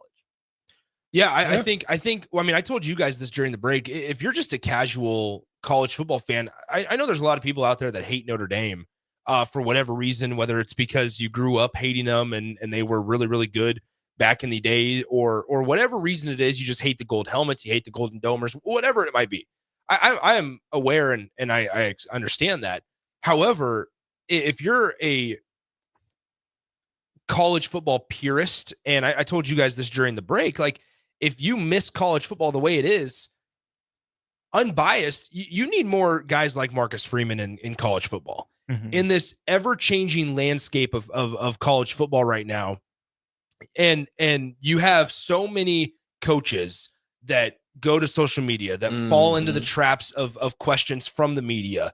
And you have so many guys that are so fixated on NIL and so fixated on it's this, we gotta give everything we can to this guy or these couple of guys. And if it's not these guys, then it's these ones. Like, I'm not saying that Marcus Freeman and Notre Dame are perfect right now. However, you mentioned the culture shift. There's something about, for Notre Dame fans and college football fans, Marcus Freeman, and this is not me trying to be too facetious, was the knight in shining armor for Notre Dame. Completely different than Brian Kelly. Completely different. When Brian Kelly abruptly leaves, saying, I don't think I have the resources to win here. Yeah, saying specifically, I don't think I have the resources to win here. Marcus Freeman, I'm sure, could have followed him and could have been, hey, I'll take you as my defensive coordinator in the SEC. We're good. And Marcus Freeman, whether he would have followed or whether he would have stayed at Notre Dame, he was going to be a head coach at some point. You knew that from his days, maybe at Purdue, but especially at Cincinnati. And then obviously when he got the DC job at Notre Dame. However, in the fashion that Brian Kelly left, I think we forget, we talk so much about Lincoln Riley and the way that he left Oklahoma. We forget how much of a backstab Brian Kelly leaving Notre Dame was, and in the fashion that he left Notre Dame. You don't leave Notre Dame. No. You get fired from Notre Dame or you win at Notre Dame. You don't leave Notre Dame. Absolutely. And then to say that you don't feel like you have the resources to win there. That's a lazy cop-out answer of, I'm just not a very good football coach. I don't want to recruit. Because you don't get that job at Notre Dame unless you're a high-tier, high-caliber football coach. So you have to think about Notre Dame. To say that they don't have the resources, they're a feeder for pretty much every Catholic high school in America. Let's just be honest right there. They certainly have the NIL money. And now with revenue sharing, well, guess what? Well, they don't have nobody to share with. While all these conferences in Ohio State and Penn State are sharing their portion of 14 and 20 million apiece with the Big Ten, Notre Dame gets to keep all of it. So to say that there's not resources in Notre Dame is complete idiocy, in my opinion. But ultimately, when it's all said and done, you look at the way that Marcus Freeman handles the media. You look at the way that Marcus Freeman essentially talks about his players and talks about his program and talks about, or rather, denies the opportunity to talk about the changing landscape in college football. for college football purists and just casual fans out there, you better hope guys like Marcus. There's more. There's more than just Marcus Freeman. But right now, he's the face of college football because of what he's done in the coaching game, I think. Because of what he's done at Notre Dame in 2 years. Because who else? Who's comparison? Who's compared to him right now? Well, I think Kirby's still the face. I think Marcus Freeman is hot right now. Do you feel? Oh yeah, right now. Right. Yeah, sure. In the grand scheme face of the college football playoff, I'll give you that. Yes, maybe that's the better. He is maybe that's what the, I need to say. The face of the college football playoff, because I still think that he's starting to establish himself nationally, and it goes a long way and probably does it. But Georgia's still Georgia, right? I think they get some of the bump because they're the ones that took over the Alabama spot in the dynasties. Dare I say, even like Ryan Day at Ohio State, just so we talk about him more. He's not the face. We talk about him for negative reasons. We do, but it's still a face. Yep. I think Dabo's still in that conversation because we talk about, again, maybe more negative reasons. Clemson's fallen back a little bit, but he's established it's a name people go to and talk about the top coaches in the sport. And good hire in Tom Allen. Definitely. But I do think to your point about the likability factor with Marcus Freeman, think about those other guys that we just talked about, right? Kirby Smart and all the off-the-field disciplinary stuff comes from the Saban tree to some degree. And not that, I mean, Saban has turned on the charisma times 1,000 and always has with his players. But in public, it was, here's brash Saban, win at all costs sort of guy. Kirby's kind of dry, not a lot of personality. You look at Ryan Day, again. I think the contrast, Austin, the contrast. Let me just, hit me. I want you to take this one. Okay. Because I think the good contrast of what you're saying is to look at where their programs came from, what they at, and how they interact with the media. Yeah. And that's Franklin. Yeah. Oh, for and sure. I think you can see the difference between, because you don't look at Franklin the same way that you look at. I don't know many casual fans that like James Franklin or even think about him all that much. I know a lot more fans are like, this guy's kind of weird, kind of smarmy, especially that press conference from right before Notre Dame, Penn State. Yeah. The juxtaposition of those two just on that stage, like you're saying, Strick. Yeah. And I think it's like people are going to get mad at me because they're going to think I'm like biased towards Notre Dame or whatever. But that's because you went to Pi 6. But no, I'm trying to look at it from a 15,000 foot view. Yeah, thank you. I'm trying to look at this from like a 15,000 foot view to where what is best for the sport.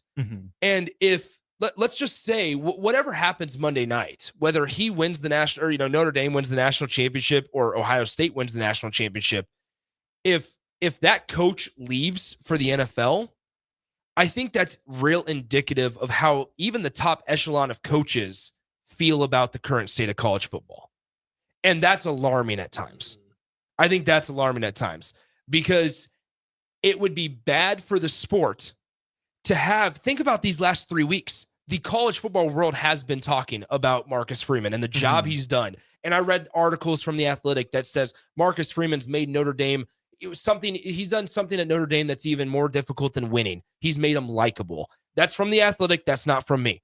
So whether you believe that and you're in that boat or not, to lose somebody that in the college football world has been talked about on a national scale for 3 weeks straight, essentially, for the job, the positive job that he's done at a program like Notre Dame, to then lose him to the NFL would be really, really bad for college football. Yeah. I think it'd be really, really bad for college football.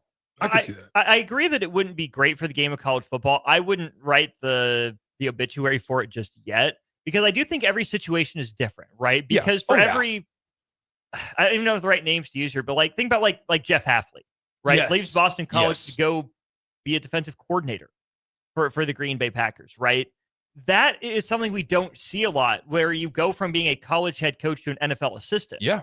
But is that the way we want it, right? These guys that have coached at the not even the highest level of college football, but relatively successful college football coach, go and take a job in the NFL, maybe start working his way up that ladder to be a DC, to a really good DC, to then being a head coach down the road, right? For Ryan Day, he wouldn't leave for the same reasons as Jeff Hafley, right? He would leave Ohio State because he got fired, because his fans were tired of losing to Michigan, because he didn't deliver a championship, and because he's that hot commodity, right?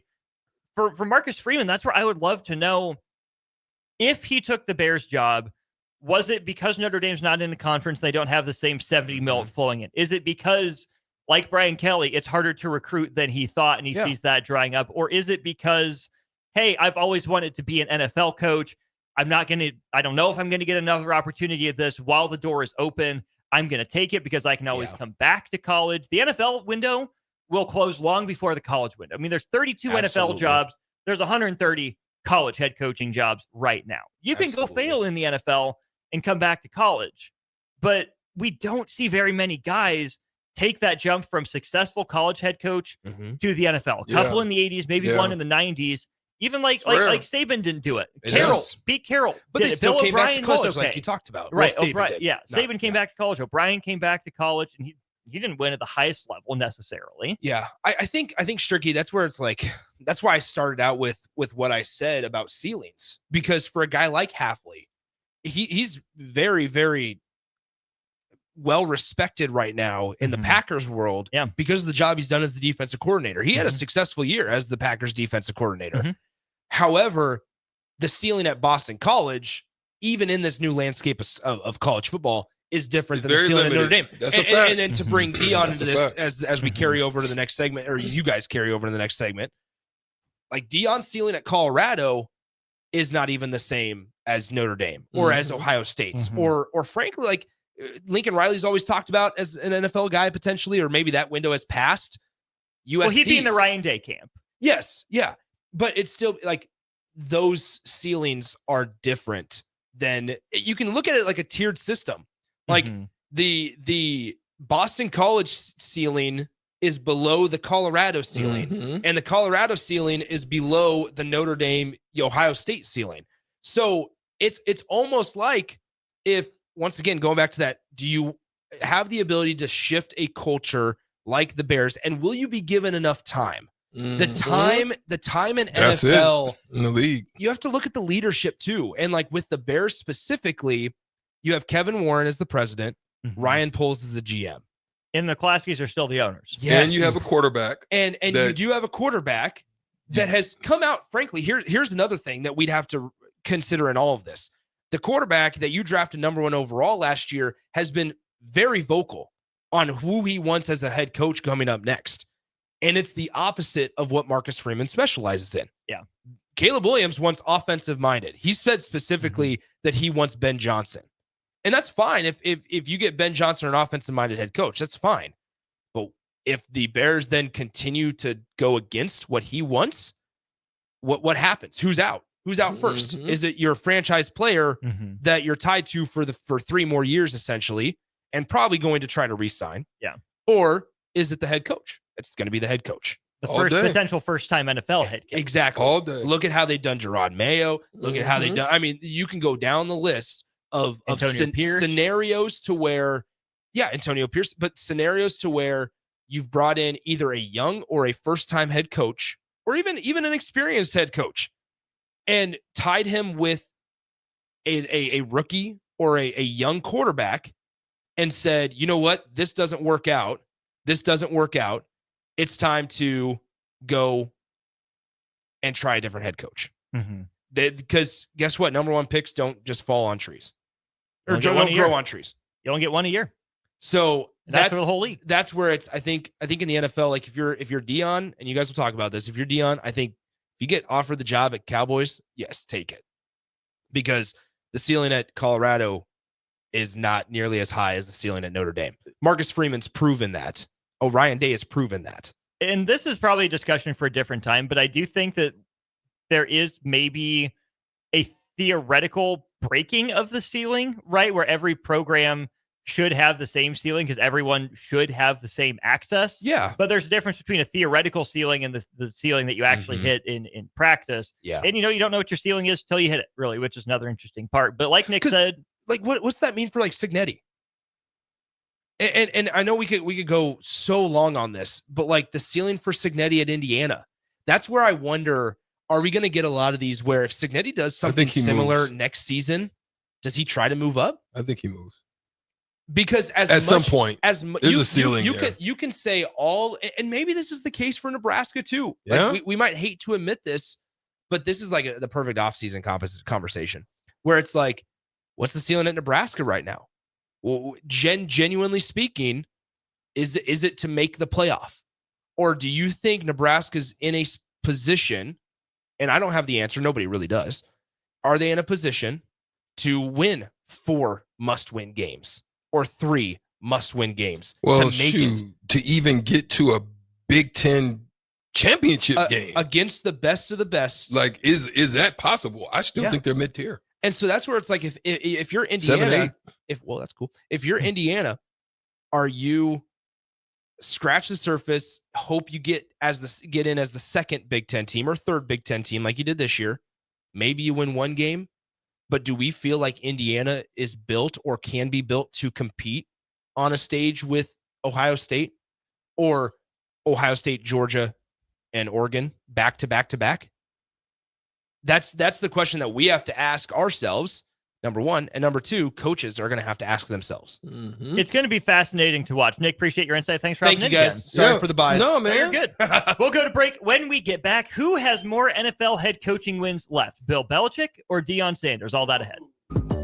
Download our app by searching for 93.7 The Ticket in your app store to stay in touch and listen all day wherever you are. More of On the Block next on 93.7 The Ticket and theticketfm.com. Hi, Sean Callahan here for Cobble Chevrolet GMC, and we wanted to give a special shout out to all of our great customers, thanking you all for a record-setting year in 2024. Now let's get the new year rolling with some big savings. Right now at Cobble, we have some of the biggest discounts in the area with over $12,000 off list price or 0% APR on select new models. So stop on in the dealership or hit us up online at cobblecars.com to get true low country overhead in action. $12,000 off list or 0% APR right now at Cobble. So please stop on in or visit us at cobblecars.com. You'll be glad you did. Raising little ones is a big job, and you do your best to give them a good start every day. That means making sure they're well cared for while you're apart. You work hard, but it's not always easy to make ends meet. There may be help. Find out if you qualify for Nebraska's Child Care Tax Credit for working parents. You could be eligible for a credit of up to $2,000 per child on your next tax return. Learn more at nebraskachildcaretaxcredit.org. Brought to you by First 5 Nebraska and Nebraska Children and Families Foundation and aired by the Nebraska Broadcasters Association and this station. Load up on meat and more this winter at the Mercado by Certified Piedmontese. This week's special through January 29th is $2 off bacon, $2 off summer sausage, and 20% off on crackers. Locations at 84th and Havelock, 30th and Yankee Hill, and now 85th and Old Cheney in Lincoln, or 168th and Maple in Omaha. Get to the Mercado today for the best meat in town.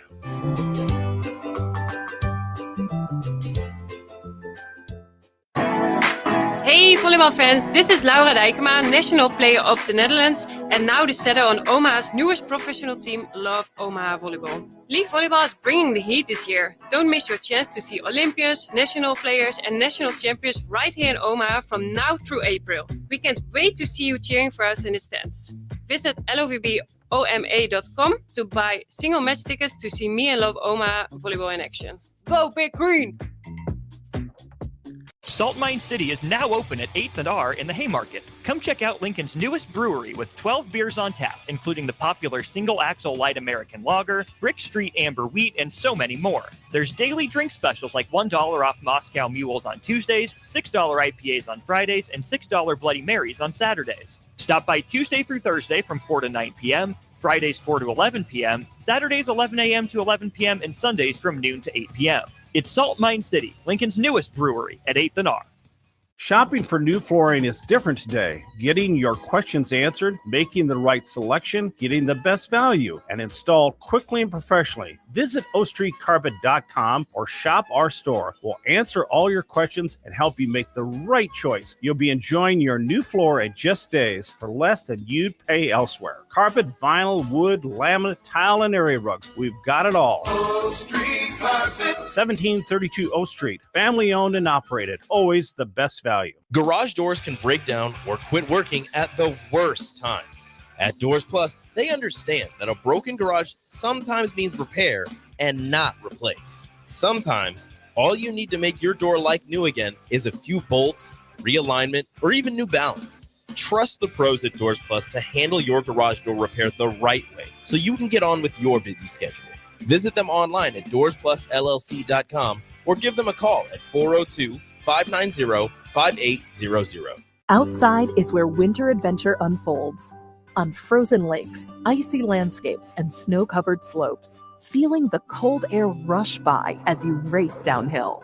The freedom of gliding with ease and the warmth of being together. From epic sled rides to the fun of ice fishing, it's all right here beneath Nebraska skies.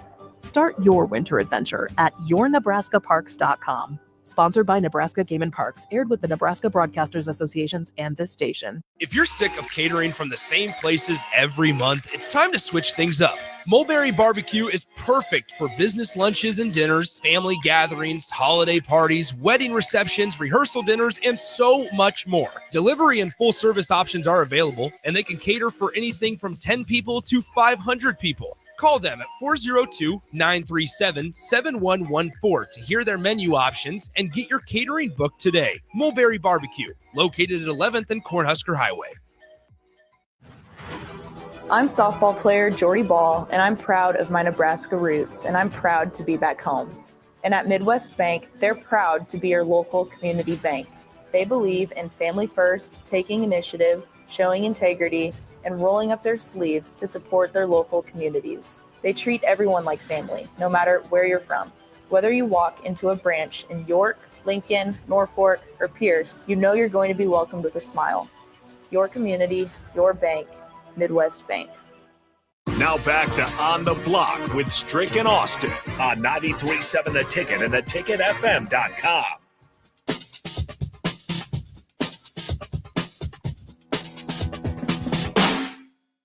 Oh, Stricky, we got our studio back. We got rid of them finally happy hour dudes. We were letting Nick talk his crap about Rico, but thank goodness we're back on our own show now. Like it was commandeered, but that's all right. You know what's coming up in about 20 minutes, Strick? It's Thirsty Thursday or something. Thank goodness we're going to need it after with those yahoos for especially those clowns. That's okay. We love them. They're our clowns. We claim them. Stricky, here's the question. Who, from this point forward, wins more games as an NFL head coach? Bill Belichick or Deion Sanders? I'm actually probably going to say, I think Deion. I would say Belichick. Okay, let me see if I can lay it out like this. Belichick's making upwards of $10 million a year there at North Carolina. Belichick got $20 million in NIL money. Belichick is building and is starting to get some traction on guys' interest to come there for the grooming. Belichick has a very young girlfriend. Belichick will get 3 years to kind of change the culture, rearrange it in his image. He'll probably get another couple of years to see it through and see if it thrives. I think Bill Belichick is in a 10-year window for retirement, and I wouldn't go back to the NFL at this point if I'm him. I just super delegate, and therefore I super delegate. I get the right type of people. I want them in my space. I teach them, train them, lead them, but I control what's going on so I don't lose control. And that's my retirement plan. The reason it's a question is because he still hasn't signed his contract with North Carolina. That's the reporting that came out today from Chapel Hill. And of course, he hires Mike Lombardi as his program GM. On Twitter, Lombardi says, "We are not slow, just being diligent. Hired 3 people on Sunday. Not one is nervous outside of this erroneous report. A completely fabricated story. Thank you." Now, again, this is not uncommon, right? Jim Harbaugh went a while without a signed contract. Sharon Moore did at Michigan as well. We had that conversation during the season. Deion did as well. So it's not uncommon for it to take a while. But then, Strick, you bring the name Bill Belichick into the conversation. Why hasn't he? Not having it signed is leading to a lot of the speculation because there has been reportedly interest in Bill Belichick still for the NFL job. The buyout will drop from that $10 million to $1 million, depending on the timing of him taking an NFL job. So if you tell me Bill Belichick's happy in North Carolina and wants to be the head coach of the Tar Heels, I would believe you. But I would also believe you if you told me Bill Belichick did this because he wasn't done coaching football, but he's happier in the NFL. Where he should be, I don't know. That's up for him to decide. But for North Carolina, I think this is just an unforced error, right? Get him to sign the contract as quick as you can, because you have to assume these stories about his potential NFL interest are going to keep popping up until he actually has his contract signed. I think location matters if it's going to be NFL. I think location as well as management. Yeah. Not just the GM. I'm talking about ownership group, because he wants to deal at the highest levels as far as, those type of relationships, what I'm going to need. I also think not having certain things, like, for example, a quarterback that's locked in, somebody that he knows would be able to, because he's seen what it's like not to have it, but he's also seen what it's like to have it. Yeah. So I think either an up and coming type of a quarterback, we know that can't happen we know that can't happen with the Chargers. And I know in some instances they're feeling slighted a little bit and reeling as far as what their quarterback situation is. Don't see it in Jacksonville. Definitely don't see it because, Caleb said he has some form of a say into who comes there. So I wouldn't necessarily see it potentially in Chicago. Where would you see it? Definitely not going back to New England. I don't think it's Washington. Too late for New England. I don't think it's Arizona. I don't, then it becomes aware. And I don't think he's a fit for Raider Nation culture. So where does that happen? That's the thing that you got to look at as well, because I think that's what he's playing off. If he's holding off, he's kind of waiting to see where that pans out. I think he clashes with Jerry Jones. I don't see it being the Cowboys. It could be, but I see it clashing, because if I'm Belichick, I'm looking at, the McCarthy situation and taking account of that. So I that's why I don't think it becomes an NFL situation. That's just my opinion. Let's flip the conversation over to Deion Sanders then, Strick. This came out from Ed Werder, who's longtime NFL writer, used to be with ESPN. He's with WFAA as their Cowboys insider right now. He put out this tweet at 9:41 this morning saying, regarding Deion Sanders, I'm being told that he would almost certainly accept if Jerry Jones offers to make him the next Cowboys head coach, that those around him are encouraging him to pursue it, and that Jones is enamored with the idea. What do you make of that? Jones is known for what? The kick down the can clown. No pun intended. Just he's a guy that CeeDee Lamb waited on, Micah Parsons waited. He's the guy that waits. He's going to wait. He's going to try to get the best of whom he believes is best suited to be the next Cowboys head coach. We've seen him miss on coaches. We've seen him even kick the can down the road on keeping coaches longer than he should have, because I thought Garrett should have been gone a long time ago. It was like writing on the wall for me, right? Romo was long. Guys that he kept longer. We see what happened with Dak. Now you've got he's known for that. I could see him trying to pull a late trigger once he doesn't get what he's wanting or looking for. I could see him trying to make a buzz out of it. But then now you've waited, and, he's the kind that'll wait till after free agency. Right. And what can I get cheaper? Now you've missed the mark on the coach. Now you probably could have had some relationships where somebody maybe you've been interested in playing with or for Deion, and you missed those opportunities because they're gone and they're signed, and now you're already stuck with your salary cap situation. Right. So it's a crazy dynamic. If I'm Deion, I don't touch that. I don't touch Cowboys. I understand why you would do it, and maybe you do it. I don't touch it because you're strapped. And guess who's going to be? Everybody and their mama's waiting for your fall. You're strapped. What are you going to do? You're stuck with the quarterback you're stuck with. You're stuck with, a lot of the pieces that you're stuck with. Are you sure about CeeDee Lamb? Is he going to be your one? You can't go out and do much more out of that. What's your offensive line looks like? It's shaky. You've got all this stuff where you're able to build. It's like a Build-A-Bear out at Colorado. You're able to get right now. You're generating so much interest. You're able to get cream of the crop type of at least discussions, even though you don't pull them. So that's why I think it's a leverage play. I think Deion is at least 3 years to allow his sons to get in, find their way. If they don't stay, Shiloh or whatever doesn't stay, I think Shedeur is going to be fine. Where he goes, and then he may take a job in an organization where he's 2 years out in that free agency. If it's available, they come to me type things. But I think he's going to weigh it out. Let them get in, let them establish them, get their feet wet. I think also he's a father. He's a family man. He still has a daughter that's at Colorado playing basketball. I don't think he leaves baby girl out there, because if he bounces with the Suns, it's not going to look good, because guess what? They're going to be talking about stuff like that. You say you're a family man. You say you did. You say, you know, everybody's looking for some angle to have a discussion.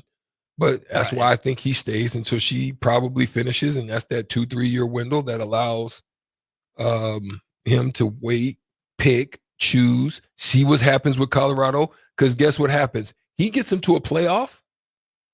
He'll be able to write his ticket if he wants to go up. He gets Colorado from a 1-11 to a playoff within 4 years. He can write his ticket. So why would you bounce now? Because how many chances do you get to be the head coach of the Cowboys? Oh, well, I still think if he goes and takes a Cowboys job, he's probably 3 years and fired. Well, he's probably banking on outlasting Jerry if he takes the Cowboys job. Oh, well. And hoping Steven's different. Oh, is that worth the gamble or not? That's the gamble you taking. Are you a betting man? I don't know of him to be a betting man. Who needs Deion more, Colorado or Dallas? Definitely Colorado. Really? Colorado, I think it's closer than you think. You think Colorado, for marketing purposes, but Dallas. But Dallas needs a shakeup, man. Dallas needs a shock to the culture. They do, right? I know it would seem like on the surface, glitz and glam. They do. But for all of that, like it's kind of running stale in Dallas. And I think they need something fresh, that infusion that Deion brought to Colorado. That's how I view it. Again, but like what say you? 402-464-5685. Who do you say? What run it to him, Austin? And that I don't want to be contradictory of what I just said last segment about Marcus Freeman, because a head coach in college does have so much more control over the product in college than they would in the NFL. Don't get me wrong. I don't think Deion takes the Dallas job unless he's being told, yeah, we'll give you the ability to make some of these changes as the head coach. If he doesn't have those assurances, he's staying in college and he's wise to do it. But I think Dallas might be smart to give him some more control of the reins and say, okay, you did this at Colorado. We know your brand carries in the NFL. Do that for us. Well, you know, egos are part of that whole thing too. And we just haven't seen that. And we haven't seen that. McCarthy coming off of what he came off, he's a champion. Yeah. And I believe this is why Bill Belichick doesn't take that. That's fair. Because, you know, look, track record. That man's approaching almost 85. What is it?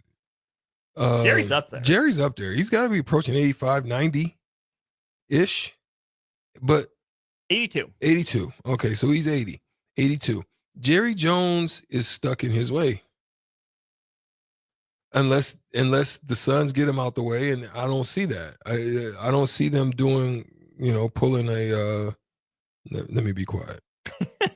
Let's go to break. We'll wrap it up with a short crossover before we get set up for Thirsty Thursday. If you know, you know. Follow Austin, Strick, and On the Block on Twitter at Austin Orman, eStrick20, and On the Block 93.7. More of On the Block coming up.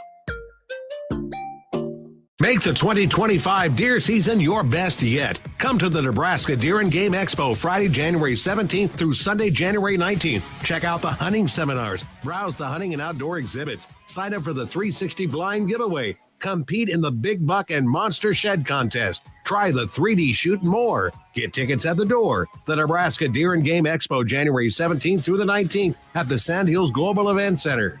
84th and Havelock in Lincoln, presented by Whitetail Properties Real Estate. If you're in Seward or Milford, listen up. Select Plumbing is now servicing your area with no trip charges from Lincoln. Select Plumbing works on a variety of issues for your home and business, including general plumbing, water heaters, faucet and fixture repair, underground sewer and water repairs, backflow testing, and more. Keep your property free from leaks and other issues. Call today for a free estimate, 402-560-6197. It's not just Lincoln, Waverly, and the surrounding area anymore. It's also Seward and Milford with no trip charges. Contact Select Plumbing to inquire at 402-560-6197. 93.7 The Ticket, Fox, KFXL weather. Brought to you by Bryant Air Conditioning, Heating, Electrical, and Plumbing. Your Lincoln forecast for today, you see lots of sunshine with light winds, acting high around 49. Tonight, mainly clear skies and a light breeze, below near 29. And tomorrow, we'll see increasing clouds throughout the day, winds picking up too, see a high near 51.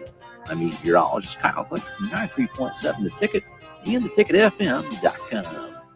Garage doors can break down or quit working at the worst times. At Doors Plus, they understand that a broken garage sometimes means repair and not replace. Sometimes, all you need to make your door like new again is a few bolts, realignment, or even new balance. Trust the pros at Doors Plus to handle your garage door repair the right way so you can get on with your busy schedule.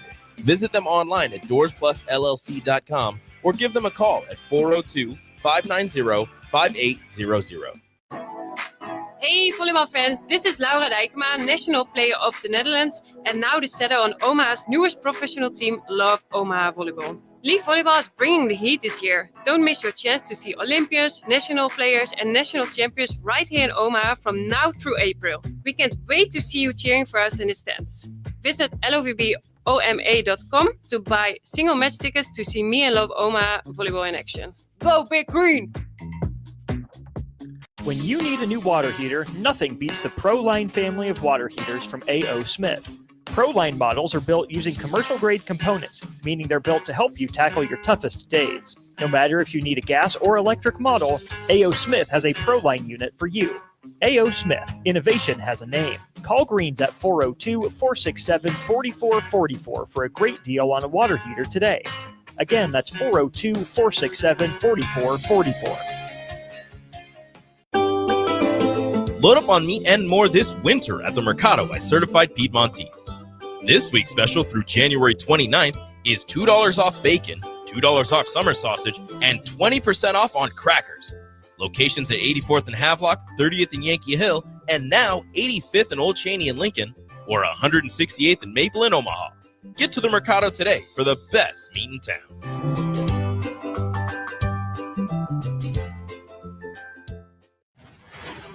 I'm softball player Jordy Ball, and I'm proud of my Nebraska roots, and I'm proud to be back home.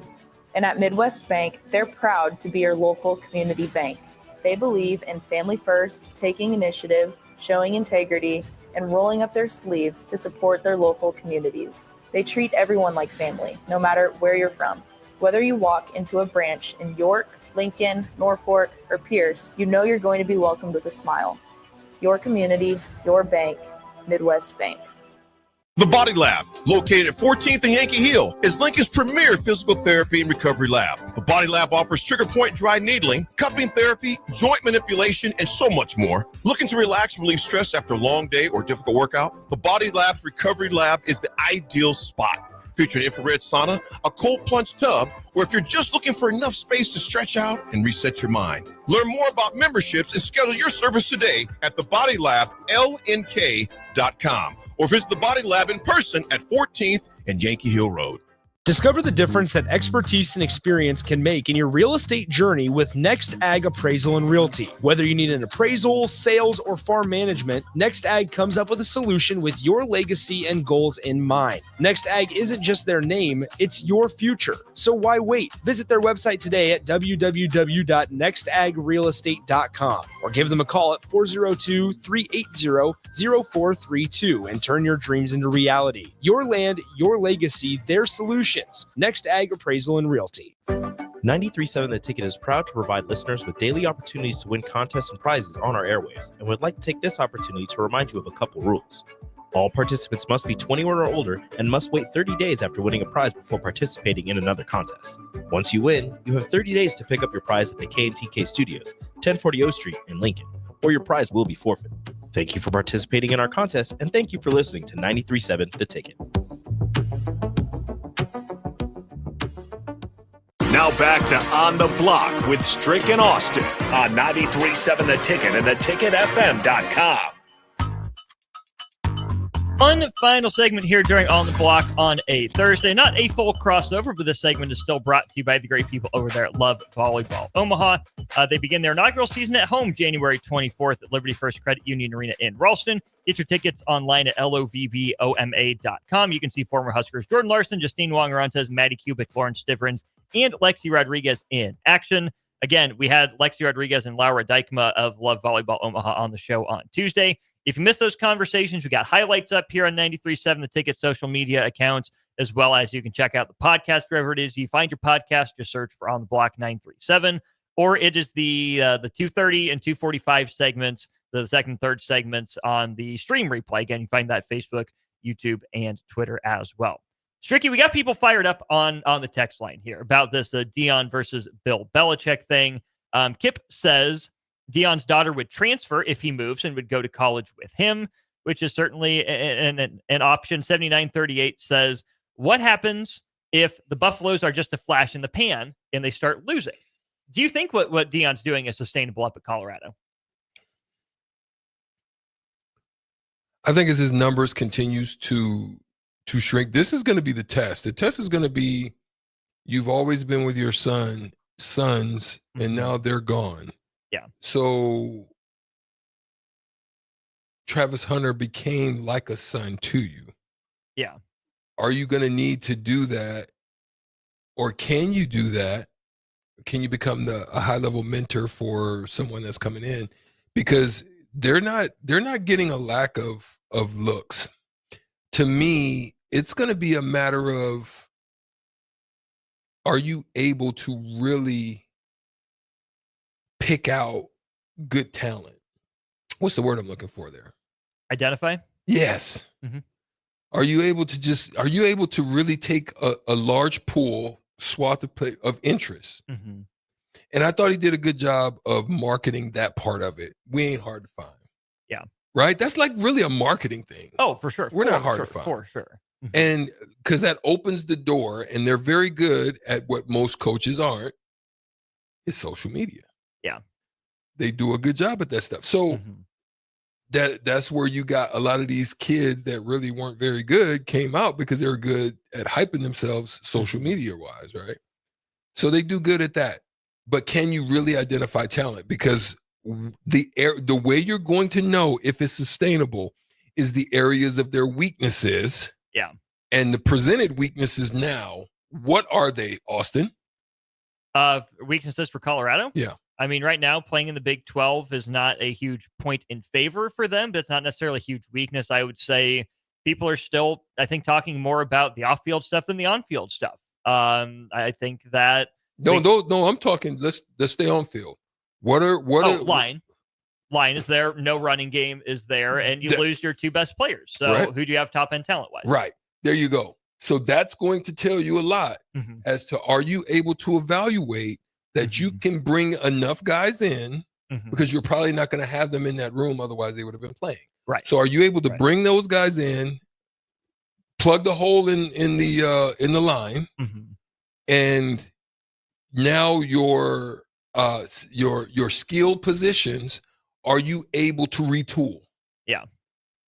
And can your defense continue on what they began to do later in the season, get better?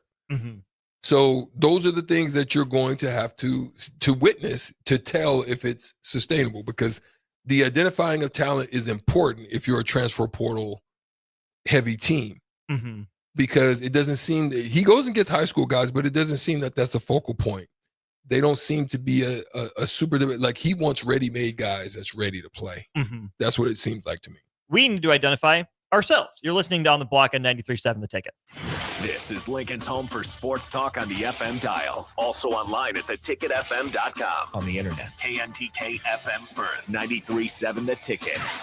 A couple anti-Dallas texts here. 6785 says Dallas needs a new owner. Old Dad 34 says every 3 years, Austin, you get a chance to coach Dallas because of Jerry Jones. Jeremy and Lincoln says Colorado needs Deion Moore, and I don't think it's close.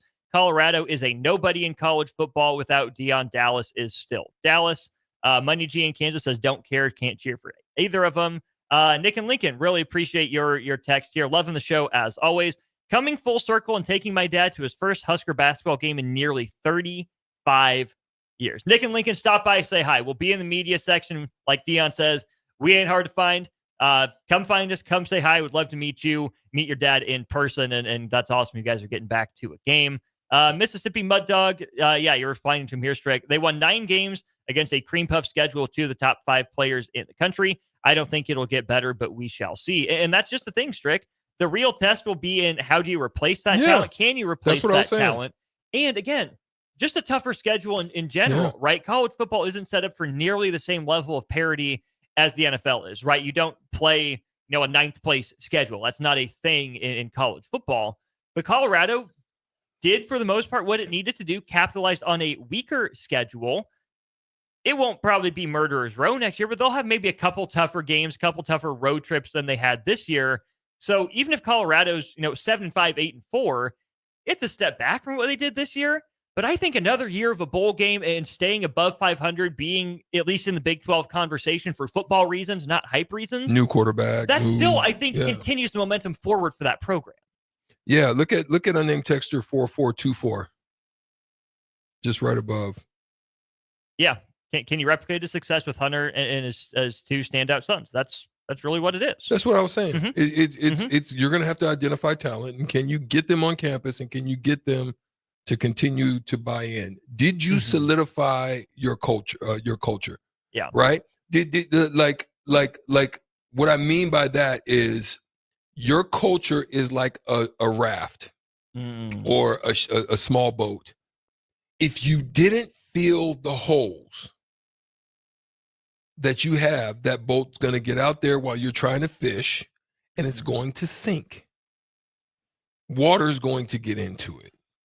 If you haven't filled those holes, and that's what I think culture solidifies that, because you're going to get guys that buy into culture, that are going to adapt to culture, that understand what culture is before they come, and they're going to get in line with it of where you're trying to take them. If you don't, and you get cancerous type situations that are brooding within your culture and within your program, it's going to cause you to flop.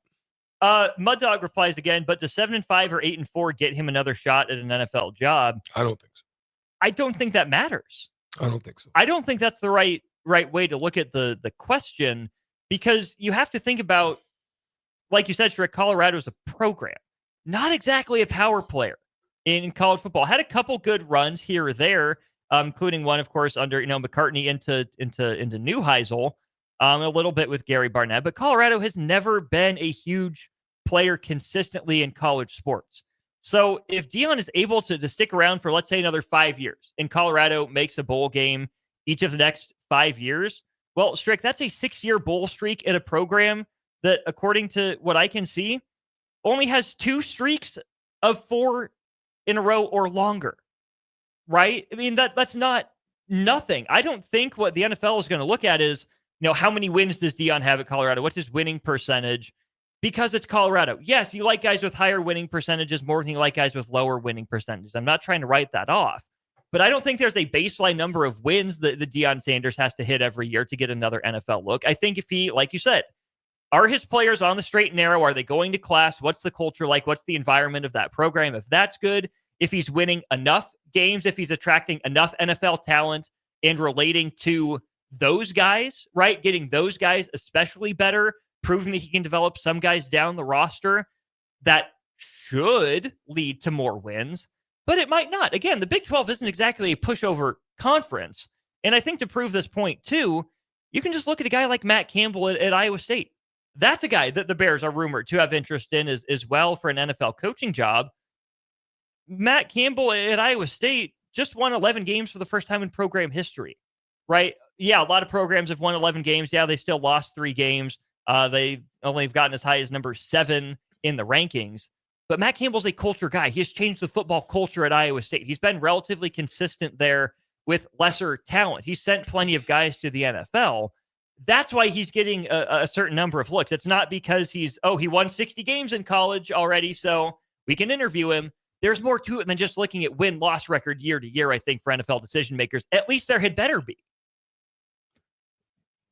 They're hot on the text line, so it ain't no need for me to be be answering and getting in on that. That was a great answer, I thought, but they're going nuts here, and there's so much more to get to. Including who's Uncle outside, Kevy. Stricky? He's here. Kevy's in the building. Kevin Meyer is in the building, so we will get out of here, put an end to On the Block. We'll turn things over to Old School. Big thanks to Starter Heyman Jewelers and Allo for their sponsorship of our text line and streams. Honda of Lincoln Hotline for our caller Dave, who took down Rico in the shootout with Strick, and Buffalo Wings and Rings. Sorry for their $30 there. Of course, title sponsor of the show. Huge shout out to the people over at Nebco. Check them out, nebcoinc.com. They're looking for some mechanics and some CDL drivers. If that's you or that could be you, again, apply today at nebcoinc.com. For Strick, for Nick, for Rico, I'm Austin. It's been fun. Stricky and I aren't going anywhere. We're bringing Kevin Meyer in. Thirsty Thursday kicks off Old School momentarily.